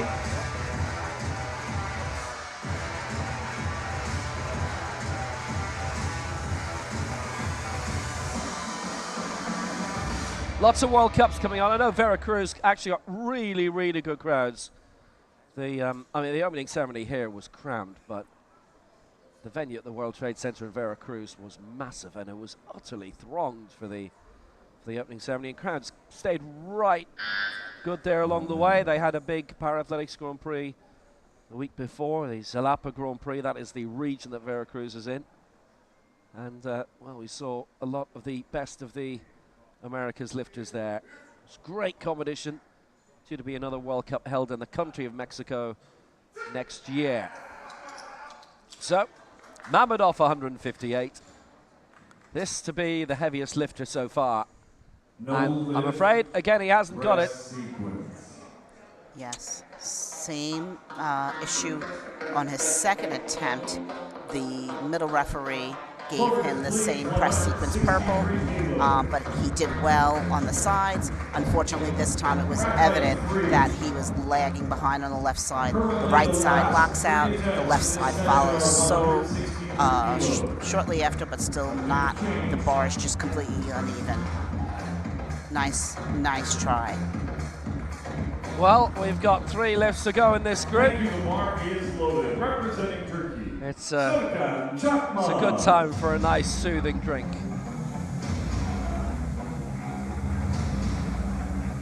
It is always time for a nice soothing drink when you're in this part of the world.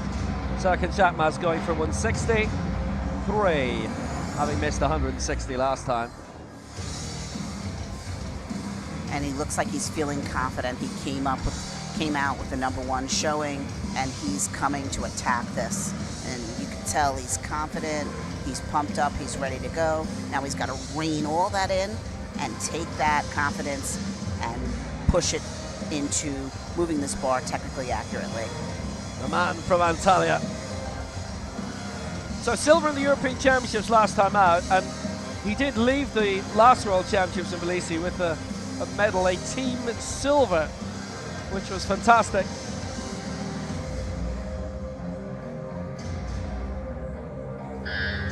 One minute. 163 for Serkan Çakmaz. And this to take the lead. We've only had 2 men in this group and 3 in the entire competition who've got all their lifts in. That's one of those situations where you look at it and you think, has he got it? No. 2-1 against. I do think it was a little bit further for him to go, and he didn't go there. Yes, particularly on the left side. You could see he locked out on the right, and the left was lagging behind and never reached the same height as the right.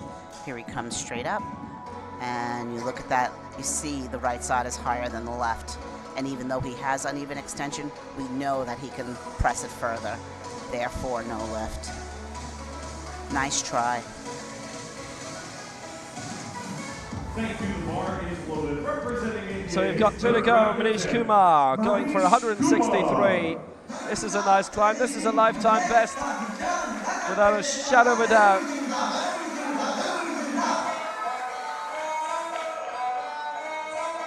And just a quick note, what we were saying before, just mentioning those brilliant World Championships in 2019. The World Championships are always brilliant, all the championships are, but where all the athletes could pick 3 specific pieces of music to walk out to, like the World Darts, if you're familiar with that. Rights reasons where you can't be. Since then, probably a situation a lot of you are aware of anyway. It's a social media thing, etc., etc. But athletes are allowed to pick a generic kind of music to come out to. And for Manish Kumar, something nice and traditional. Now, there are a few athletes who've said they've wanted to come out to the fireworks, and they weren't joking, but that's not allowed. It has to be the same circumstances out for everybody. You get fireworks if you break the world record here.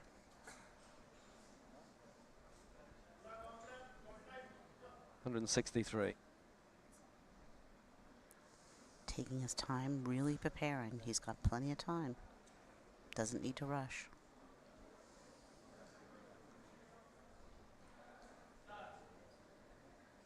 So 163.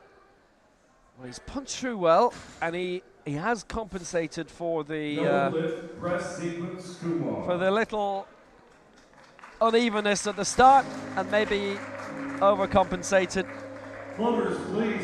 He does not get in 3 3 red lights, but he does at least have that middle mark.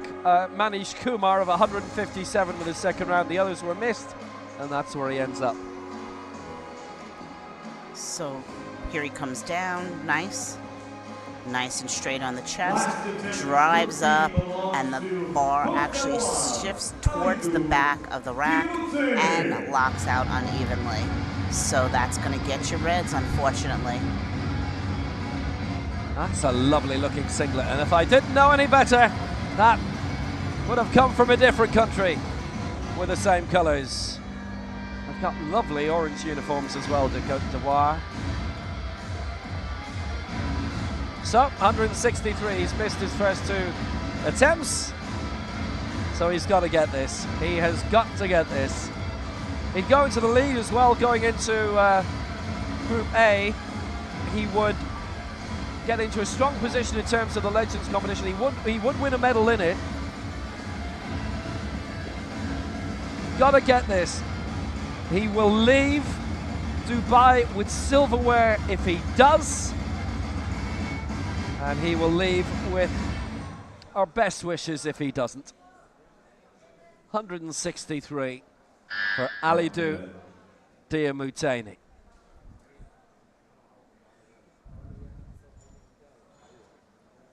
Really has a beautiful back arch, chest up so high, shoulder blades nice and tight together. Really nicely done.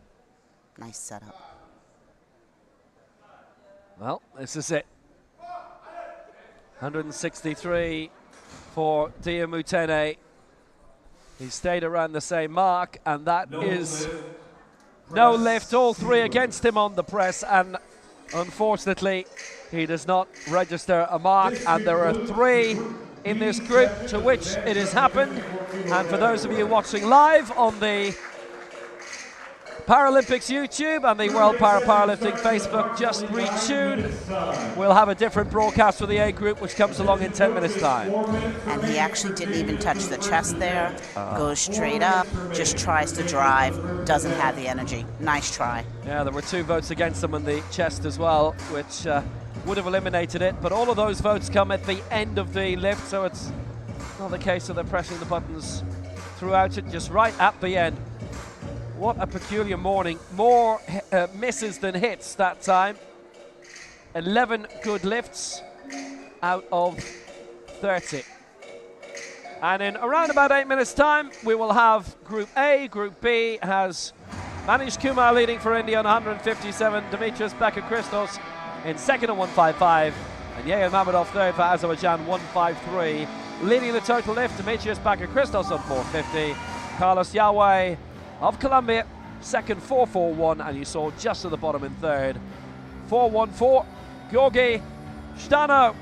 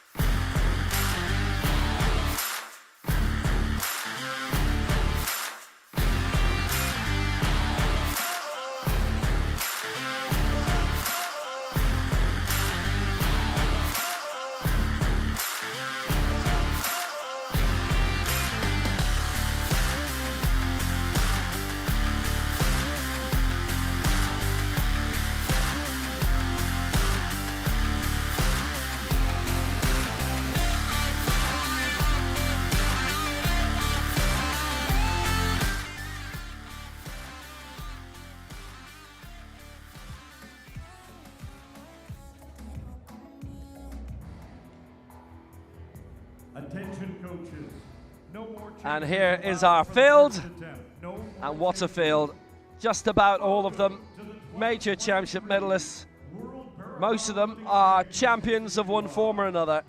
We start at 161, Taha Abdelmajid of Egypt, all the way up to David Ektaliev of Kazakhstan, 180. Taha Abdelmajid.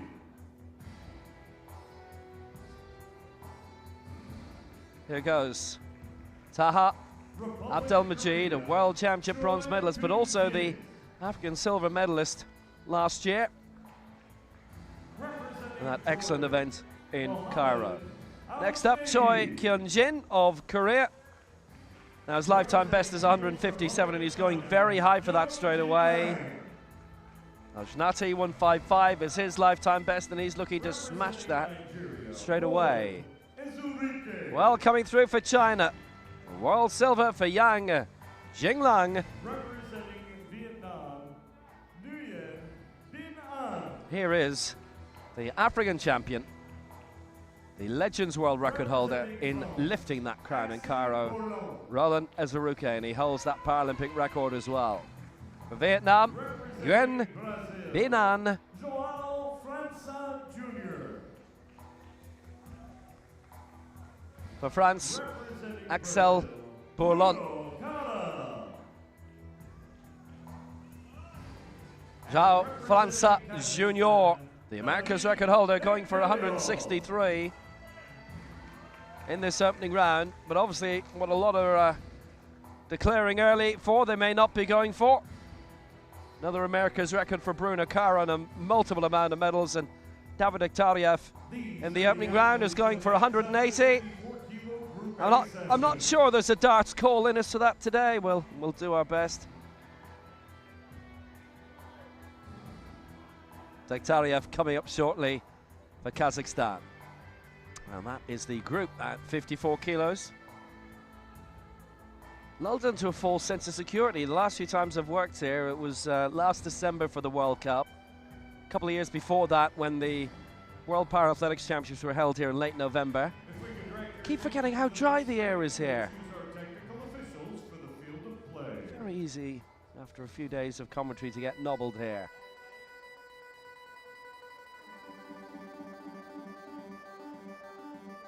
To be honest, you don't even have to be doing that. Referee draw for Group A in this 54 kilo final.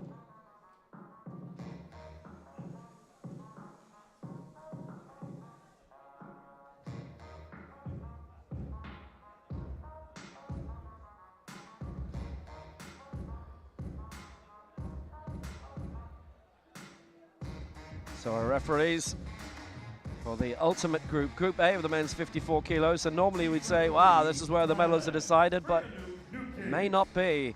So our centre referee, chief referee, Piyunuk Nakate of Thailand, left side referee, Mohammed El Kesh of Yemen, and the right hand side referee from Malaysia, Commander Kadir Kamarusama. Oh, Lieutenant Commander now, actually. And our technical controller from Kazakhstan is Natalia Pishkai. Technical director from Libya, Fatih Lashahab. So that's it. The first lift on the way. Choi of Korea, it'll be 155. And that comes in a minute. We've got loads for you. Is that all you got? Yeah. I only got one question. So is that all you got? You go big or stronger. You push harder. Is that all you got? You climb higher, faster. So is that all you got? You put your best in the West End. No question. Is that all you got? So you a victor. I only got one question. So is that all you got? Yeah, look at you now. So is that all you got? Take a look at you now. So is that all you got? Look at you now. Is that all you got? Yeah, I only got one question. So is that all you got? So there we go. We've got loads more. Don't worry. Here's your countdown. 6, 5, 4, 3, 2 and 1. Ready for powerlifting. The bar is loaded and ready. Calling our first athlete, representing Republic of Korea, Choi Kun-jin. So, Choi Kun-jin will be the first to go. So 162 he was originally looking at, and he's going for 155 now.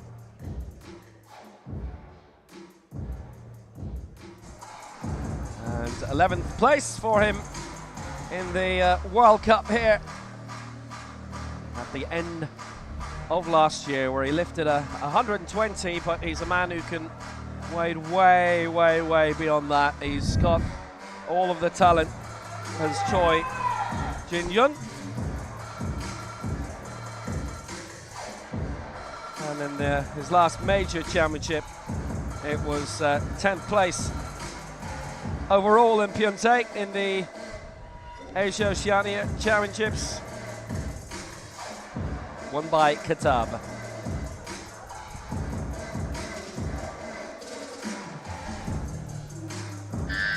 One minute.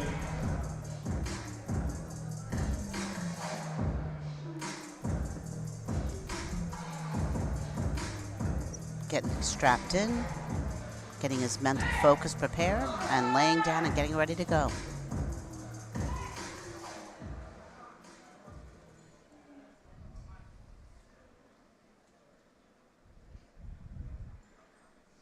So Choi coming here for 155. He was 8th in the last World Championship, and this is his 6th Worlds. And that last World Championship's his best ever finish, incidentally. Good And that was a good lift. That was a very, very good lift for Choi. By the way, Please, 160 kilos. Rack height 13. this Choi was 4th in the Asia Oceania Championships. It was his colleague who was a little bit down the field. This man is in competitive mood. Straight down, nice and tight on the chest, straight up. That is a perfect attempt. Well done, way to open it up.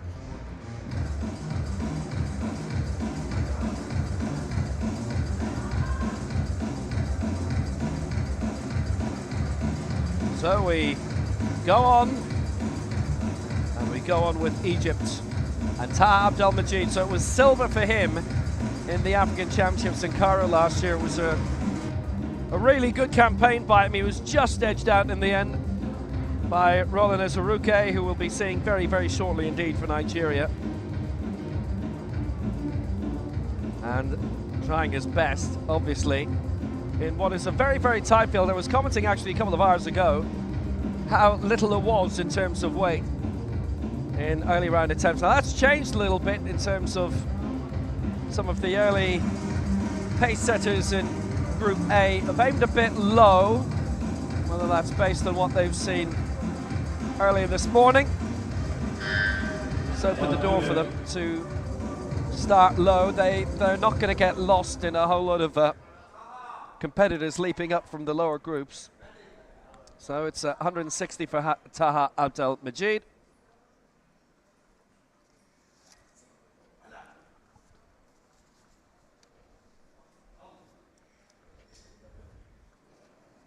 And he's focusing. He's got plenty of time, 33 seconds. Really preparing. And it's out.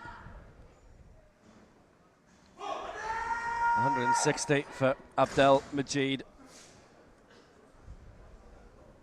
He's feeling in really confident mood. And now this is a very positive start to this group. The first two lifts have come in, and they have been finished off really well. That was outstanding, simply outstanding. Straight down, clean, crisp, held it tight on the chest, so motionless, drives straight up, locks it out, and waits for the command. Just a perfect attempt. Abdelmajid, very successful in his career today, and looking to keep that on the straight and narrow. But we can say very much the same about Bruno Caru, who holds the Americas record. He's ready to display a bit of punch and lots of it. What a talented individual this man is. Always campaigning, always high up.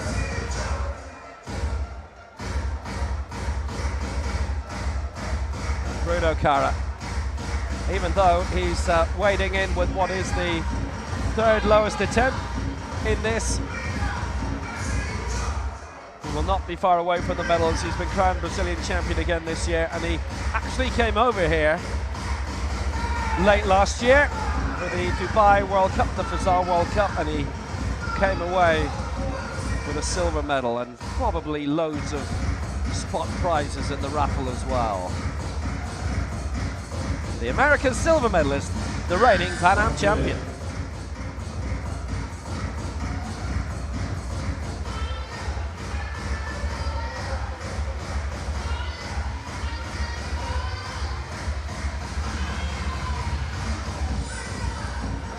Really getting his positioning set here. Wants to make sure he's exactly where he wants to be, so when this bar comes out, it's right over the chest area in the position he wants it. Just for 162 for the lead. I can tell you what would be the bronze position if everybody's successful would be 167 in this round. Good lift. You didn't need to wait for the results there.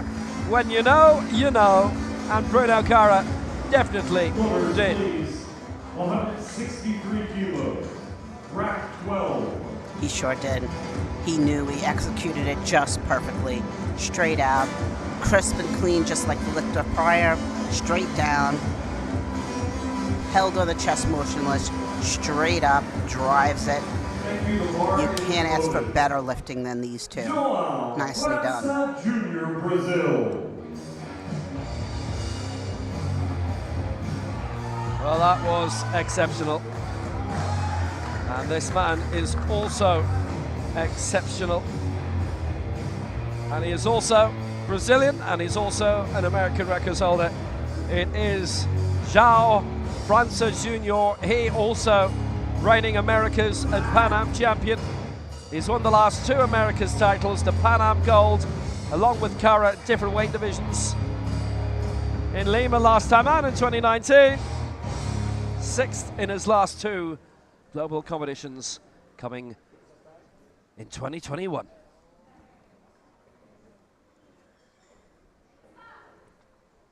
$163 this is, to overtake Cara by 1 kilo. Well, No lift. got it, not complete to that. He was very uncomfortable actually. It's, for him, that is really unusual. It is. I would say in a situation like that, he just didn't have it coming off the chest where he wanted. So sometimes when you're driving and it's not in the position you want, your muscles just can't sustain that strength. So here he is, he's straight up. It's just not exactly where he wants. I will bet you next time when he comes out, that bar is going to be a little further up on his chest. Okay. He can fix that. The bar is loaded. Representing France, Axel Bourlon.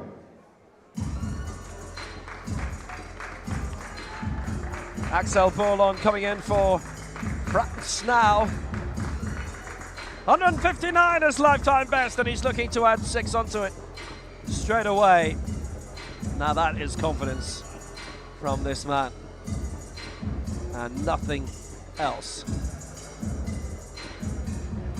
Been on the scene 7 years now, and he won gold at the Euros last year with a lift of 159. That was his last proper competition, and he's looking to add 6 onto that. Ambitious. Well, the reigning European champion, the Paralympic silver medalist. While the coach is strapping him, he's getting mentally prepared. Really focusing. And it's out.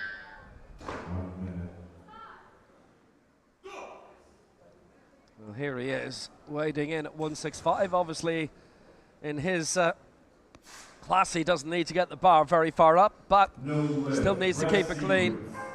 Press sequence gone. 3 reds against him, misses out.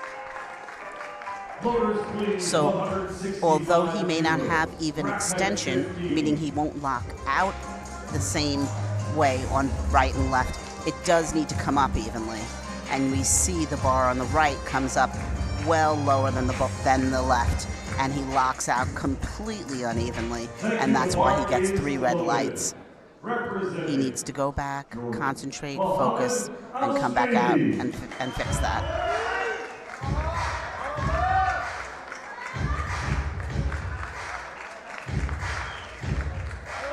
Well, now another belting candidate coming in for Jordan for 165, Mohamed Al-Naiti.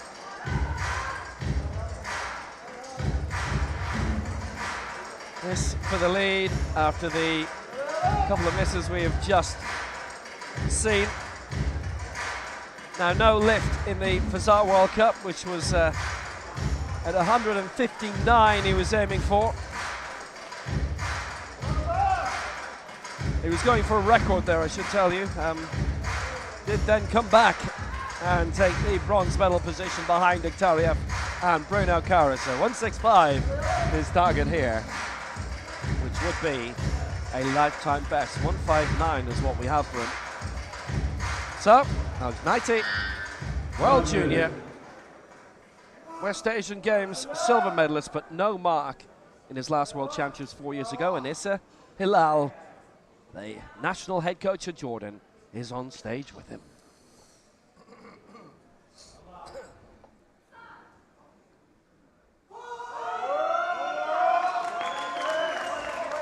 Well, he's got the breaststroke at 165, Al-Naiti. No lift. Chest sequence, no lift. Press was fine. Stop sequence was not. And it was so evident because he just was fast on the chest. Came down under such control. First of all, his preparation was fantastic.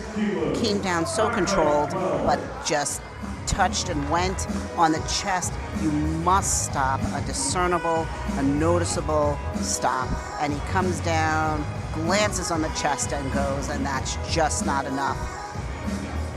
He should be able to come back and get that. He just needs to wait another second and hold it motionless.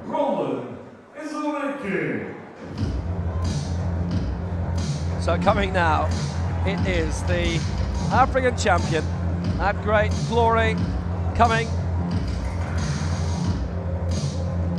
in Cairo, but he's had bigger ones.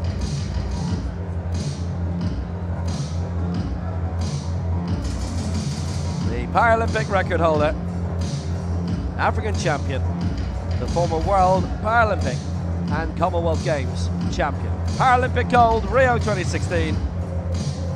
World champion, 2017 in Mexico City, 2019 in Astana.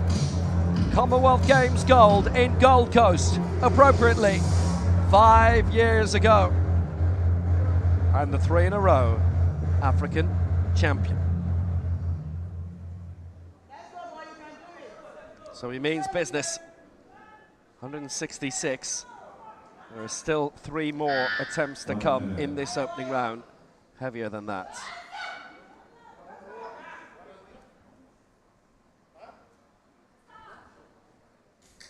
Well, here he comes. Punch through in the press. Well, 166, and that is a good lift. Now, 172 is his Legends World record. He's eligible for that. He's on the way to winning the Legends. I think he just has won the Legends with that. Good lift. 2 white lights, red on the right side, left side, excuse me, straight up, and locked it out. That looked great. Really nicely done.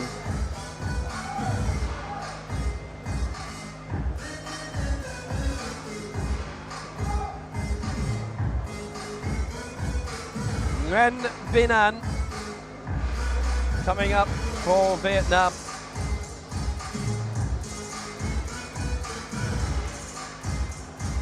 .38 now, and ready to challenge his lifetime best.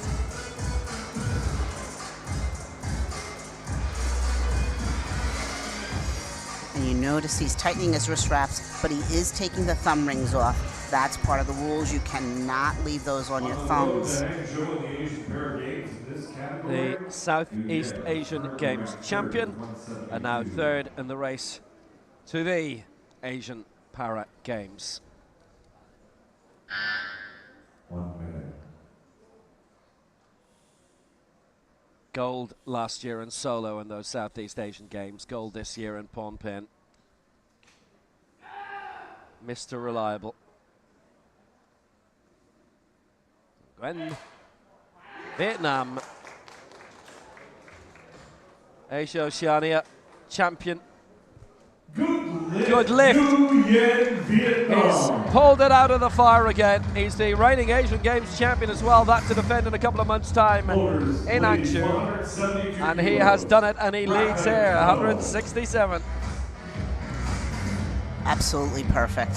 Another perfect lifter. We've had 4 or so of them already, or 5. Tight on the chest, straight up, locked out. Very nicely done. His first successful lift at a World Championship since 2017, and he has been at all of them since then when he picked up the World Silver. Previously 4th at London 2012 he was. Quality. Pure quality. Young Jing Lung now. The choices that the coaches and athletes are making are really smart for these opening attempts. Getting attempts that they know they can get, getting on the board, and then they can move on without that stress of missing the first attempt. So really, really great planning on most of their parts. Yeah, silver in the Asia Oceania Championships last year. Behind that man, David Ekteriev. In fact, that was the result. 180 to 176. That's where those scores come from a year ago. 1 minute. So Young with that silver. He'd previously claimed bronze in Kitakyushu in Japan a couple of years, 4 years earlier. World silver. Last time out, and looking for something a little bit greater this. The penultimate weight in this first round of 172. Young. Yes! Good lift. And he leads 172. He went the other way. He went way heavier than his first round attempt, and a lot went down. It's worked for him. Really beautifully done. Just executed perfectly. And look at that smile. He knows he did well. Brings it down, locks it out on the chest, and drives it straight up. No issues or concerns. Nice job.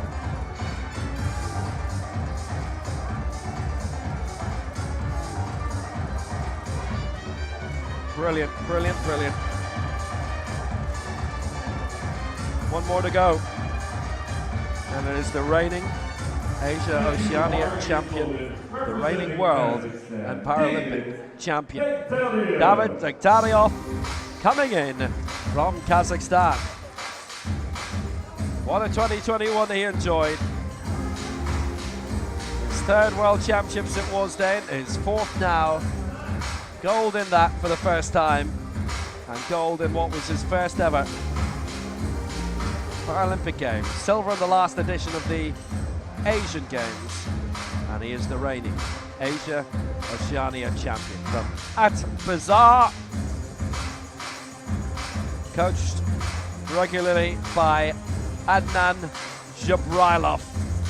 He's the man they all have to be, and they've tried lately, and they have failed lately. And he's just looking to show off again what he can do. Look at this, 176 for a lead of 4.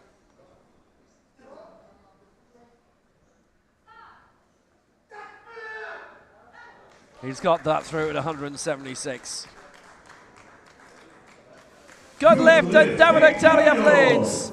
And he leads by 4, ahead of Yang Junlang with Nguyen Bin On in 3rd spot. So it's an Asia 1, 2, 3 right now. just made quick, easy work of it. He made it look like it wasn't even heavy. That was unbelievable. Straight down, nice on the chest, even, straight up, locked it out. Well done. Nice work. That was just stunning. What a lovely piece of lifting from an expert and the man who holds all the titles that he currently could. Republic of Korea, 160 kilos, rack height 15. So, we go on. And we go on to Choi, who lifted 155 in the opening round and going for 160 now. And this is to break his own Legends Asian record, which he set in Pyeongtaek last year. And that was 157. This is 160. A reminder, it left him in 4th place in the Asia Oceania Championships. In Pyeongtaek, Korea, in June of 2022. Choi,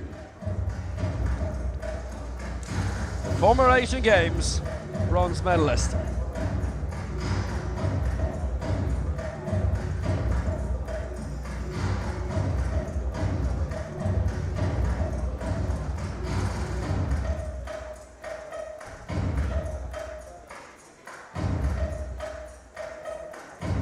Well, he's leaving a lot in here. 1 minute.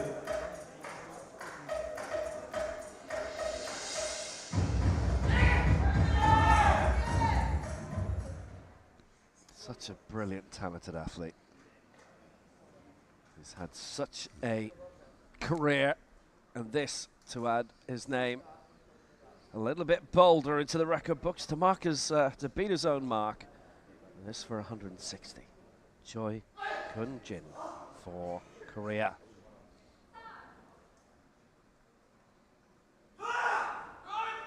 He's currently in the silver medal position in the Legends competition, and he's looking really good in this competition.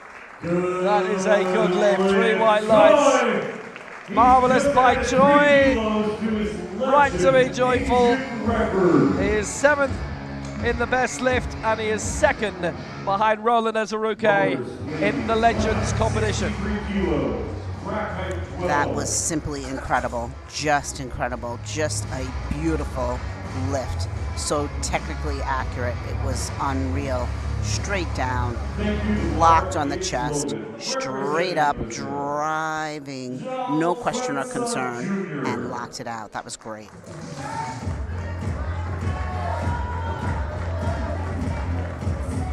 And he's pumped, and he's ready to go. Well, now, a man who missed out in the opening round, João França Jr. for Brazil. He missed in 163, so he's got a little bit stuck here on it. Reigning America's and Pan Am champion.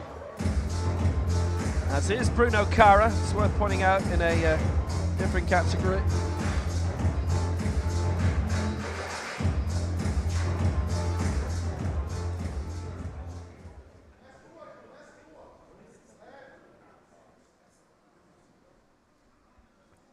So this is it. Middle attempt, 163 to get on the board. And he has to, and he's really struggling with that again. Maybe today he's coming too high on that. And actually, here's one for you. The down sequence he was voted down on one of the referees, then all 3 voted for him on the press. Couldn't get it complete, and I'm afraid to say, is really struggling this morning. His down was really, really fast. And when you look at the speed that he came down, he was not going to, look at how quickly this comes, rapid.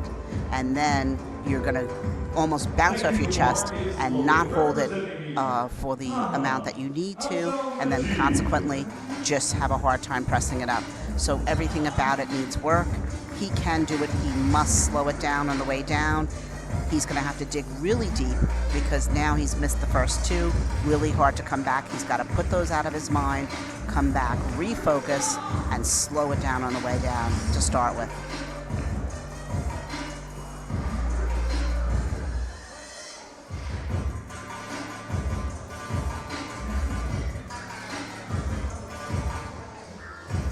Adel Majid 160 first of all, 164 he's going for now to climb him up into 5th place. This would put him right now 4 kilos off the medals.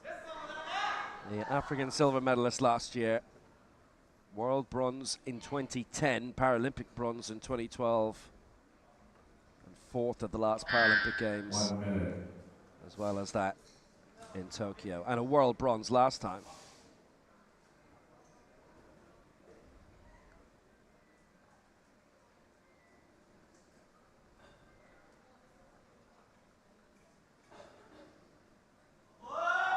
Abdelmajid, 164.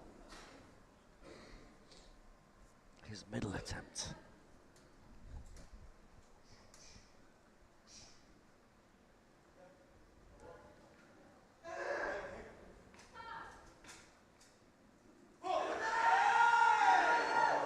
He's fighting against that one strongly. It gives him a prospect of being a world medalist again if he can, just as he was 3 years ago. That is a good lift. 164, 3 white lights. Abdelmajid, he's fighting for his medal again. And that was something, he really did fight for that. When we watch on the replay, we're gonna see off the chest, he really had to fight hard to keep it straight and keep driving it straight up, straight. And that was a fight, but he did it. He didn't stop, he didn't slow down. Nicely done. Nicely done.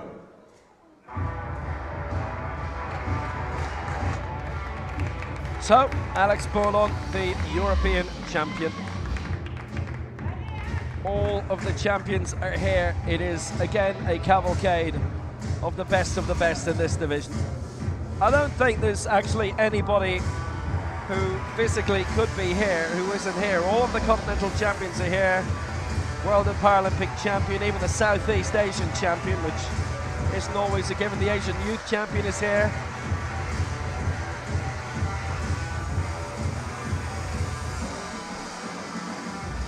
There were 9 in this field who are reigning champions of one kind or another. Bourlon missed 165 and going for it again. And missing it again. Press sequence against all 3. He had problems in keeping that even last time. And, well, does not appear to improve. Borders, please. 165 kilos. And he looks perplexed. He does not know. He says to the coach, "What did I do wrong?" He's just confused. Flat on his chest, straight up, and the bar is shifting, and it doesn't appear that he's locked it out completely. So that's a tough break. And remember, this is the path to Paris, so all of the lifters need to come through here unless they have some sort of medical exemption or another reason not to be here, and that has to be approved by your country and then World Powerlifting. So the best of the best and those that are trying to be the best have to be here if they want to make it to Paris.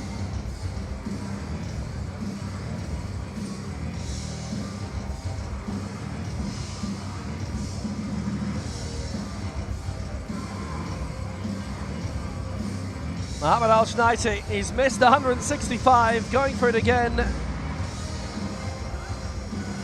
Has to get on the board here. Well, it's interesting in comparison to what we saw earlier, groups B and C, where it was just carnage. And in this, there have only been 3 men who have missed so far, and none of them have got their marks in. Al-Shnaiti is one of them. But the rest have got their first in. 1 minute. And are looking really good. And those who are now watching in the crowd who competed earlier come out towards the front, who would have been monitoring how things are going, must now be wondering if they're going to get their total lift medal now. I wonder about that stop sequence there, just with the naked eye from our angle here. Al-Shnaiti, no, and it is that stop sequence.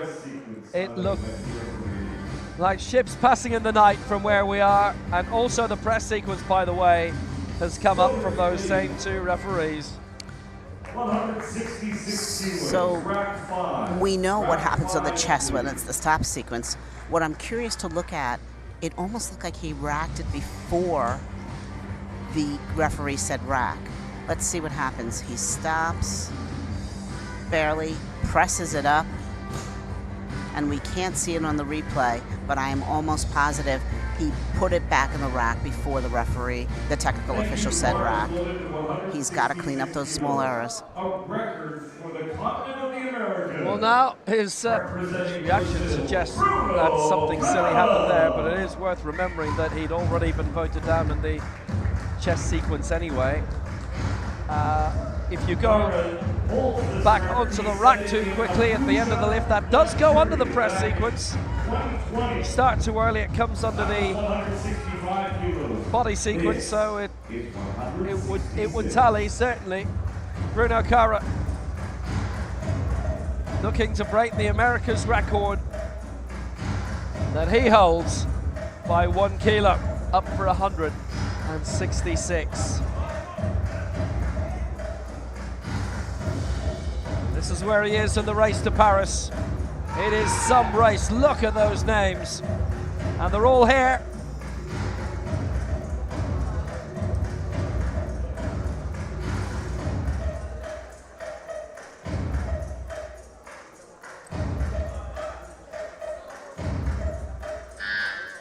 One minute.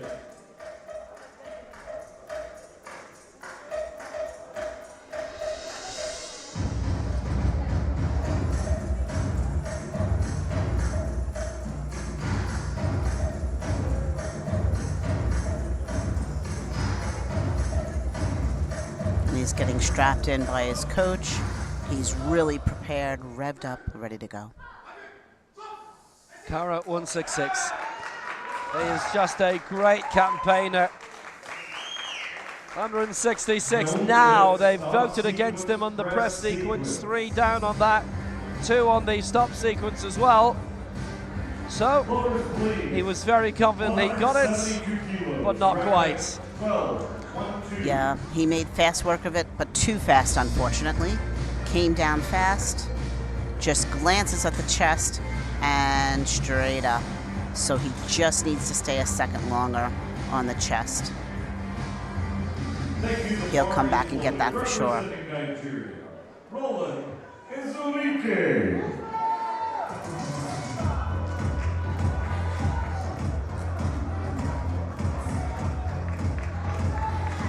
Well, midway through this round, and Roland Ezeruke leads the Legends competition at 166, but he's got other things in his mind. 172 would match Yang, who's currently in the silver medal position. One of the few lifters that puts chalk on his elbow area in the front. It's very interesting on his forearm.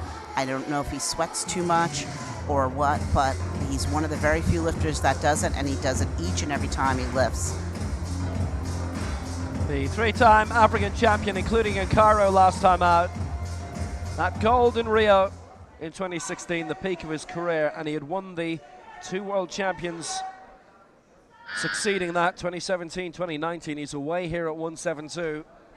So this to go way up the standings, to go into the medals, and he would go into bronze with this. And it is a good lift. Ezeruke, 172. Yang got there first. That's the thing to remember, but Ezeruke is having a ball. Please, 173 kilos, rack 12, 173. And that was a good lift. He looked a little fast on the chest, but with the technical officials and referees, they felt he held it tight enough. He stops a second and on his way back up. Nice lift. Vietnam, Binh An Nguyen. So Nguyen Binh An, 173, he's looking for this to add 6 onto it. So he too is currently in 4th. This to go up into the silver medal position, 3 kilos off the leader, David Hectoria. This to be competitive, definitely. Silver in the 2017 Worlds. He's won the last 2 Asian Games titles. He has medaled in the last 4 Asia Oceania Championships, those 3 golds in a row. And he has won gold in the last 4 Southeast Asian Games. The man from Ho Chi Minh, and his long-term coach has been Nguyen Hong Book. Nguyen, lively. This to go to the silver medal position.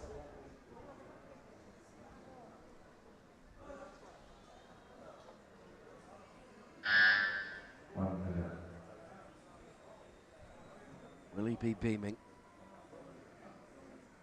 in 20 seconds' time?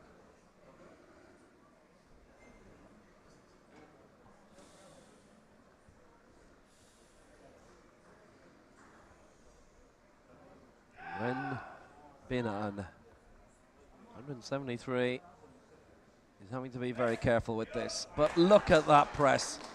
He's got it right. The strength is there. The soul is strong. The body is strong. Oh, the shoulders twinged a bit, but he's got it to white lights and he leaps up into the silver medal position. Is he in a position to go for more? That sure looked great. I mean, just really beautiful. The one side was a little lower, and I think that might be where he got that one red. He is tweaking his shoulder though, so that's a bit concerning. Straight up, and you see,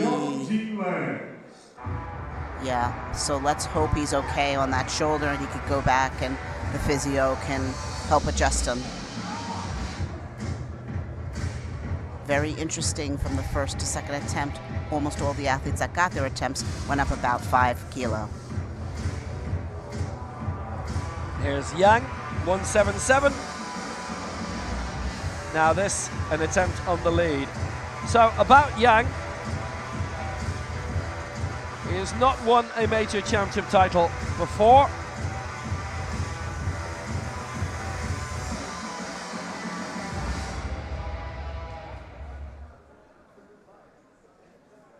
He could here. Hang Juan has been his coach regularly. Now look at that. That was the 1-2-3 last year, the Asia Oceania Championships with those scores. Look at those names. It's a very, very good championship in Pyeongtaek. Nice crowds there as well, which is always gratifying to see. It doesn't always happen for continental championships. Obviously for the games it does. Everybody wants to watch the Olympics and the Paralympics. The Commonwealth Games actually gave us massive crowds. Tell you what, the Pan Ams in Guadalajara they still talk about today, and that was 12 years ago. Hopefully we'll be still talking about Santiago in 30 years. 177. Yang, he's done it. He leads in this second round. Oh my days, what a lift. Yang Jinlang is in the gold medal position. That was just a superb lift. Straight down, nice and tight on the chest, straight up. He looked like he wasn't sure he got it. I'm not sure why, because that was absolutely perfect. That was really great. Here it comes, straight on the chest, straight up with the drive, no hesitation whatsoever, and locks it out. Really nicely done. Great job.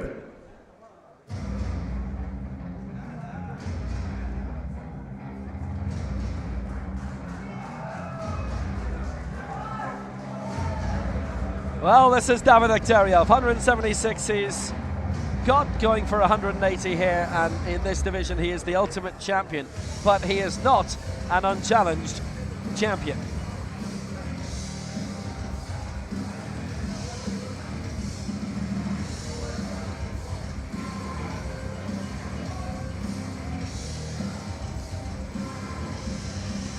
Look at that, 180, he leads the race to Hangzhou. He leads the race to Paris. The top 4 right now are from Asia. Bruno Cara in 5th position and trying to go higher with another America's record attempt on the way. 1 minute.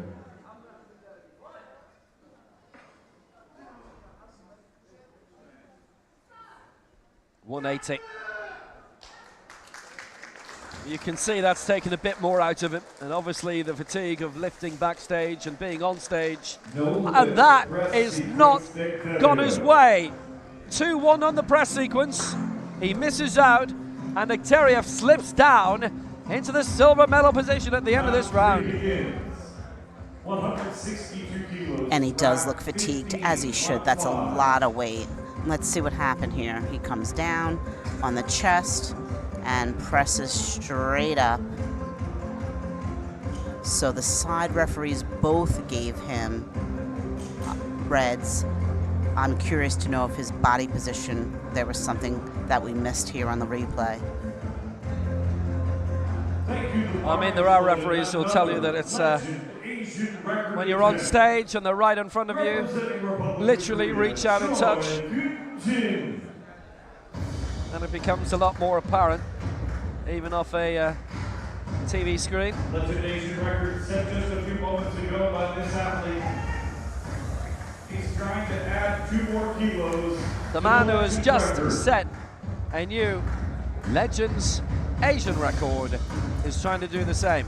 Now, also at stake, a whole bunch of medals. This to go into the lead in terms of the total lift. He'd go into 477. He'd go into the lead in the Legends total as well. There's only one man who can deny him that. It is silver in the Legends for Choi. And bronze in the Legends out of Group C for Romeo Tayawa, who got his first lift in and none of the rest, and his first lift of the competition, the 3rd lift overall that we saw hours ago, has won him the Legends bronze, and that's why he showed up.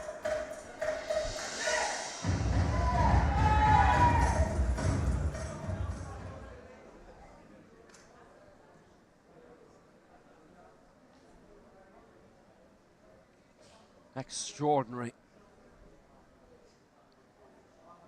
Choi, 162.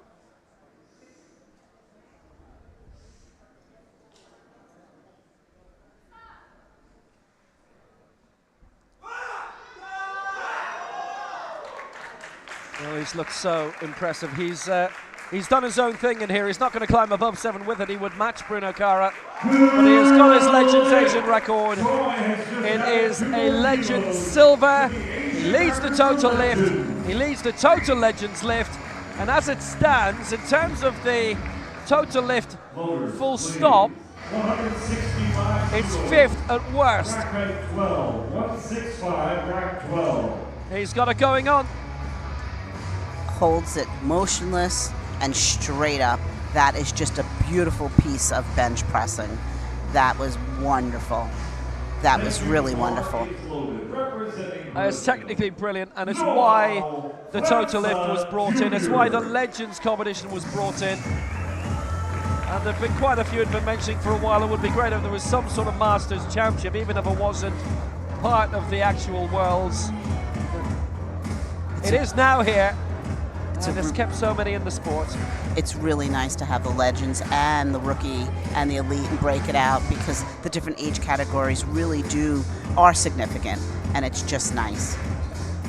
Well, it's as simple as this. You've got World Youth champions in athletics, World Under-20s champions, which are the juniors and youths, Under-20s and Under-18s.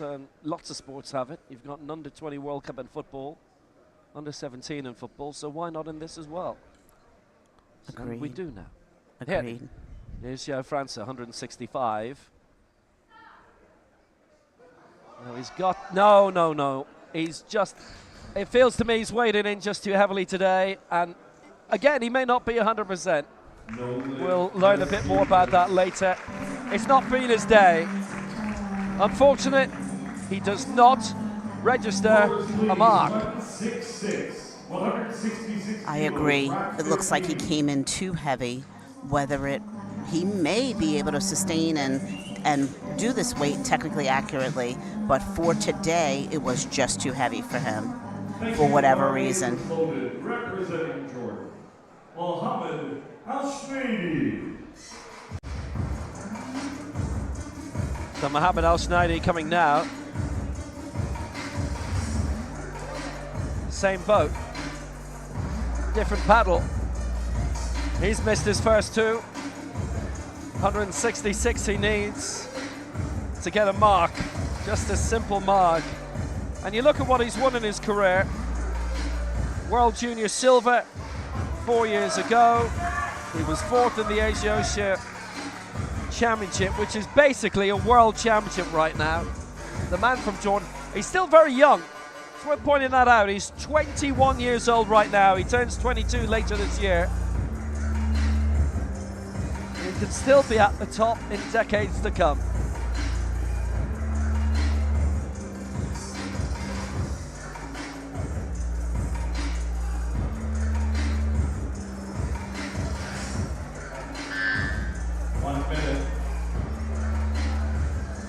This is how good he's doing in terms of the race to Hangzhou. He should be there really. There's a few drop-offs beneath.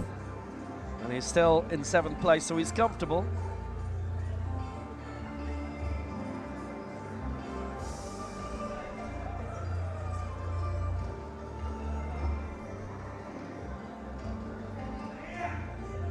I think that's a good decision. He hadn't been strapped previously.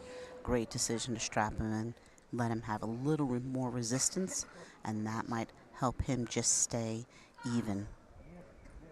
Wow, look at this. Has he been able to keep that straight at 166? He's given this a whirl. He's given this his best go. He's given this his best lift of the day. The cleanest lift of the day. He got stuck there. He finished with 166, and now the relief can come out. And we can't say if it's been a really bad build-up or anything like that. It's been a frustrating morning for him, there's no doubt about it. Maybe he'd have had medal chances if he got that first time around. But 166, as it is only 7 kilos off the medals, and he is in 5th place after all that. And this is what we mean by small adjustments. Sometimes a little adjustment is what's needed for the athlete to get out there and be able to get to where they want to. There's so much involved in this. How they eat, how they sleep, how comfortable they are, how they're feeling physically on that day. There's just so many things aside of getting on this bench and moving this bar. Nicely done. Bruno Cara going again for a new America's record. Here's his 165 set in Abuja in Nigeria in that World Cup in February 2020 before the sport had to shut down for a little bit.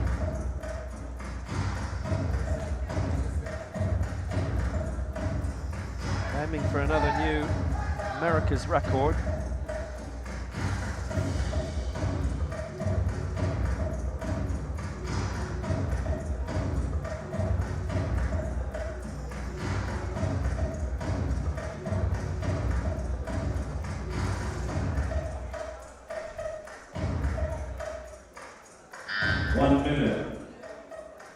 And Bruno's getting ready here, high chest, bringing his air in, getting his hands where they need to be.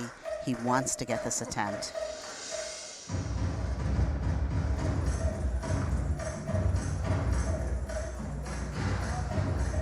So Bruno Cara, 166.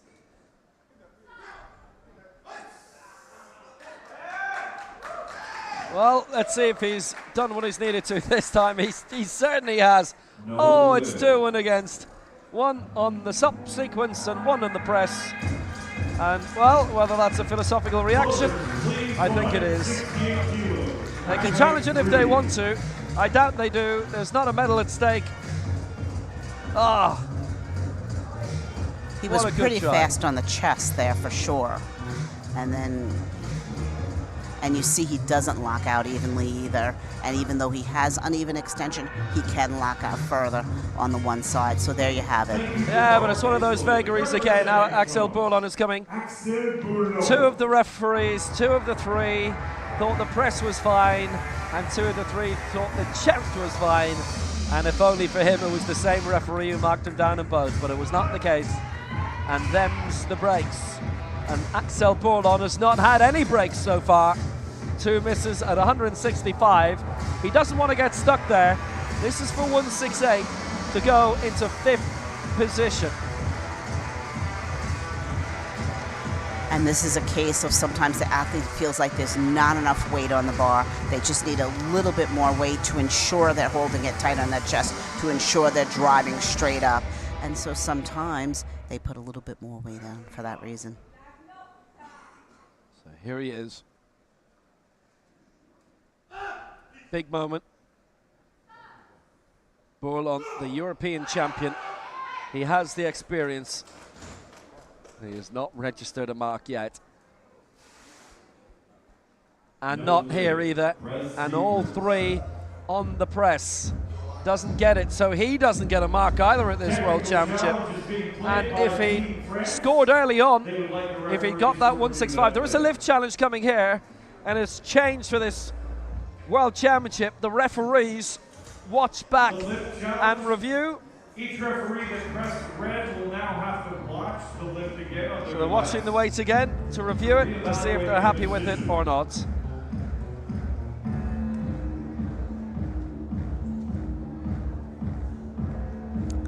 I think where his error was in his elbows. As he goes up, his elbows almost bounce. So that simulates an up and down motion. Rejected, and no success. There's the VAR den in the corner of this arena where the athlete and coach can view from if they choose. They've watched it again. I think there's only been 1 or 2 successful lift challenges. So in the old days, you may well remember, at championships, it was the jury who would vote at the same time as the referees. And then if an athlete challenged, it would go to that jury result from the time. And sometimes you were successful, and sometimes you lost your money. Abdel Majid now. Everyone on the jury had to vote. So if you had 4 that voted yes, it was good, but 1 voted it was no, it would still be a no.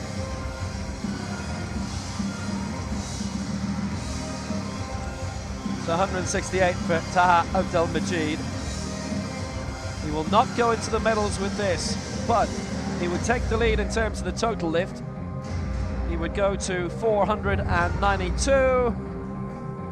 to overtake Choi in 477 in terms of the total lift. And Jdano would drop to 3rd and 414 out of Group C in the total lift, but at the moment he's still heading for the podium. Abdel Majid 168 for a perfect set of marks, and the lead in the total lift. And if he gets this, he still is not guaranteed a total medal. There are 3 more with a clean bill of health who are still to lift, and they're looking for other things. I think when your eyes are on the main prize, anything else is very much incidental, and a nice coincidence if you get, of course, if you get all your lifts in, you know you're going to win. If you finish top, Abdel Majid trying to top off with 168 for Egypt. And he has done that. The most recent African silver medalist has got a lot to praise. He has done it, and we'll send some his way as well. 492 is total. He takes the lead in that, and he is 5th overall, and there he will remain. That was just absolutely excellent. Really an excellent attempt. 175 kilos, rack height 12, 175, rack 12.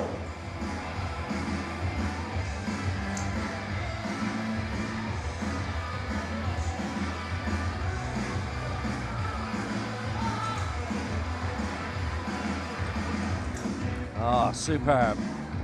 Here it comes, tight on the chest, just drives it straight up, locks it out. That was beautiful. That was really beautiful.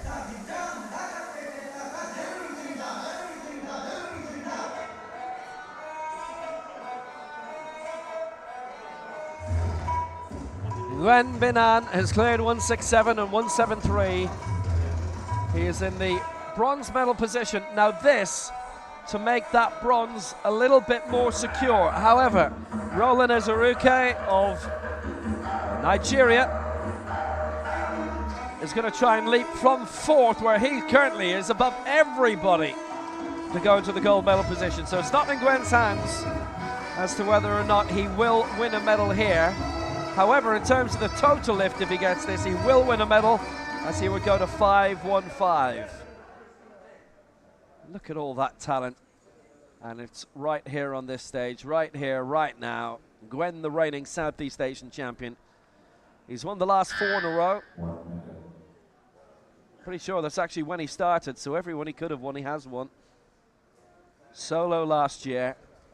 When it comes to that region, he is certainly on his own in terms of his wonderful gift of his ability.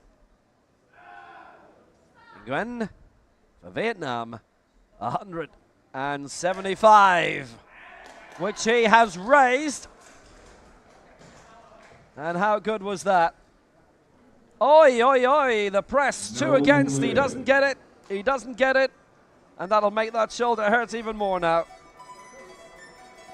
Press sequence cited by 2 of the referees. No lift. Yeah, he looks like he's really not feeling well on that shoulder. 78 kilos with a rack height of 12.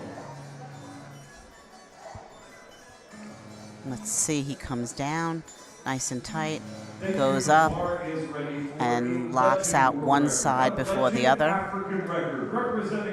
That's unfortunate. Let's hope he's feeling well, most importantly.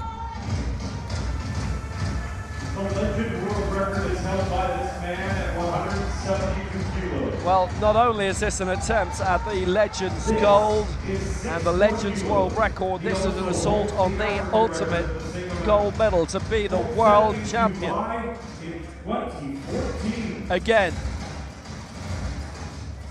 silver in 2021, following the stunning emergence of David Italia.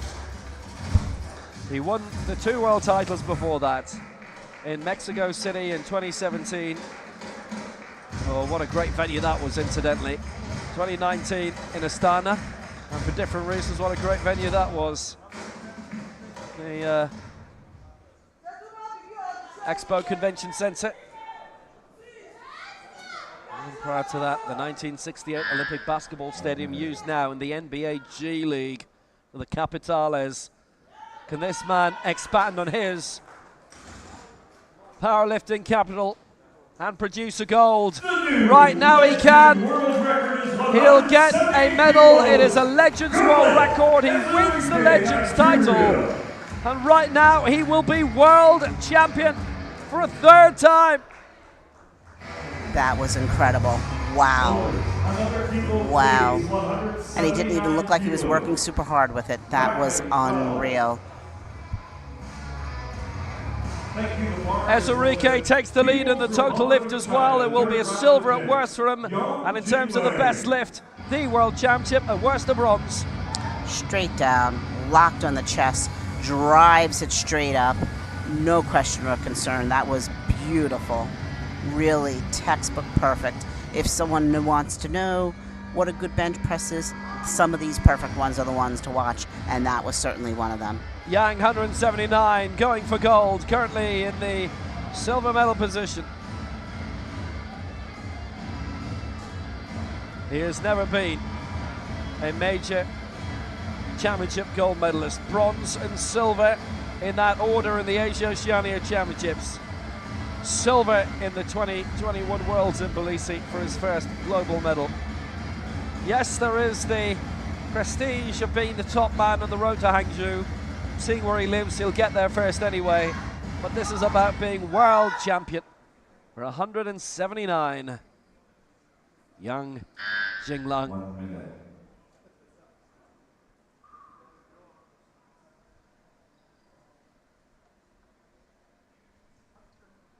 This is what it's all about. This is why this sporting world has come to Dubai. Almost 600 athletes. The same number of coaches minimum. Young is here, ready to be a world champion. 179. He would win the total lift with this. The world title is almost his. He leaves with one lift to go in the whole competition. He overtakes Ezeruke, who falls to second in both the World Championship and the total lift. What consistency from this great man. He's almost there. He can almost feel that gold medal. Straight down, nice and tight on the chest, straight up. I mean, just unbelievable. And all of these lifters, these last two, they're holding it nice and tight on the chest, not just a short stop, making sure the technical officials know they've held it. Really nicely done and so difficult to execute. Great job. There is one lift remaining. Taking it, the reigning Asia Oceania World and Paralympic champion, David Dicteria, the Asian record holder on 185. And he needs this for the gold. He missed 180 last time. Looking for 180 here. Right now it's Yang in gold, 179. Ezeruke silver, 178. Dicteria bronze, 176. And this would change everything.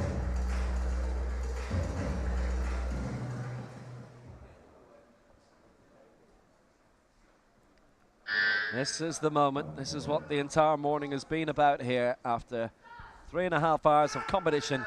Dicteria to retain his world title, to leap from third to gold. And he has done it! Dicteria is a world champion again, lifting 180. A magnificent lift. He came so close to it with his previous effort, but this time he made sure. Dicteria 180, Yang 179, Ezeruke 178, the 1-2-3. Straight down and presses it out and really extends those arms to ensure everyone knows he locked out evenly. Really nicely done. Nice job. What a competition this was today. David Dicteria takes the gold, 180. Yang the silver for China, 179. Roland Ezeruke of Nigeria, the bronze, 178, with Gwen fourth. The total lift won by Yang, 528. Ezeruke the silver in the total lift, and he wins the Legends total as well. And Taha Abdelmajid wins the total bronze, 492. And elsewhere in the Legends, it is Choi who gets the silver in both the total lift and the Legends World Championship full stop. And it will be Tayawa who gets the bronze in terms of the Legends competition. And the bronze medal in the total will go to a man who didn't get all his lifts in.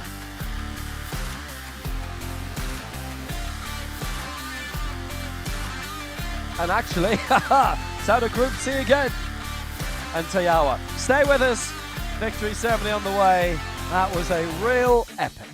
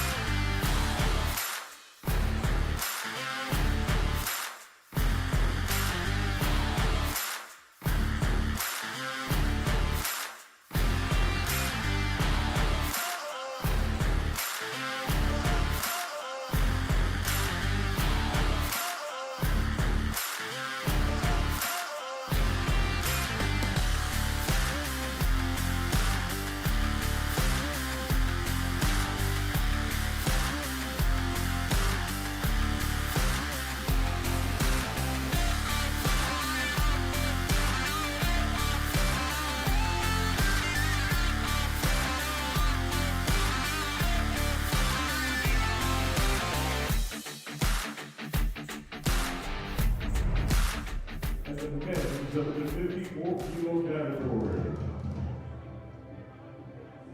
What a competition that was. The men's 54 kilo final. And out they come amidst fire and glory to receive their medals for this 54 kilo final in Dubai. These 10th World Powerlifting Championships, the third time that we have come to this city, the first time to this venue. And you have to say, this was an absolutely awesome event. It's Mr. Ahmed Al Hamadi, the tremendously well-known Vice Director for Dubai 2023 Powerlifting Championships, local organising committee. The bronze going to Roland Ezurike, and at different stages in the final round, these men were all in the lead. Ezurike will pick up additional gold medals for the Legends competition and for the Legends total lift, and he will pick up a silver for the total lift, full stop. And he came along and broke the Legends world record as well, 178. That put him into the lead with 2 lifts to go. So out came Yang Jinlang for China, who got his 2 lifts, who had just lost the lead, came out and lifted 179, and with only 1 lift left in the competition, on the brink of being world champion for the first time. That lift also made sure that he wins the gold for the total lift of these world championships. But you can't keep a good man down, and David Dektayev is that good man. He was lying in third after missing his second lift to 180, and then he did indeed hit the 180 to get the gold. He is, for a second time, the world champion, and now the Asian Games crown he'll be looking for in a couple of months' time to complete the set of every possible trophy and title he could have won for Kazakhstan.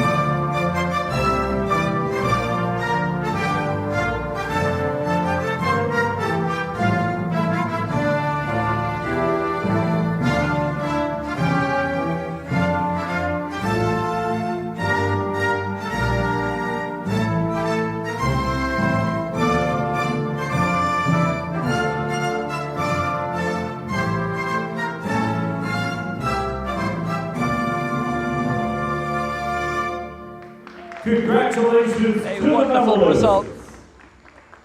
A great competition, really, because the last 3 lifts had 3 different people in the gold medal position. Ezurike, legend in his own right, but he also takes the 2 Legends golds. Dektayev, the world champion again, 180. Yang, the silver, 179. Ezurike, the bronze, 178. And if we get a final like that at the Paralympic Games, everybody, I promise you, everybody will be raving about it. This was unmissable. This session of the men's up to 54 kilo category. Powerlifting continues on this stage starting at 3 o'clock. And so too, the total lift, nothing missed here by Yang, Ezurike or Abdelmajid, the 1, 2, 3 in the total competition. We're back in 2 hours for the women's 61 kilo final. Join us then.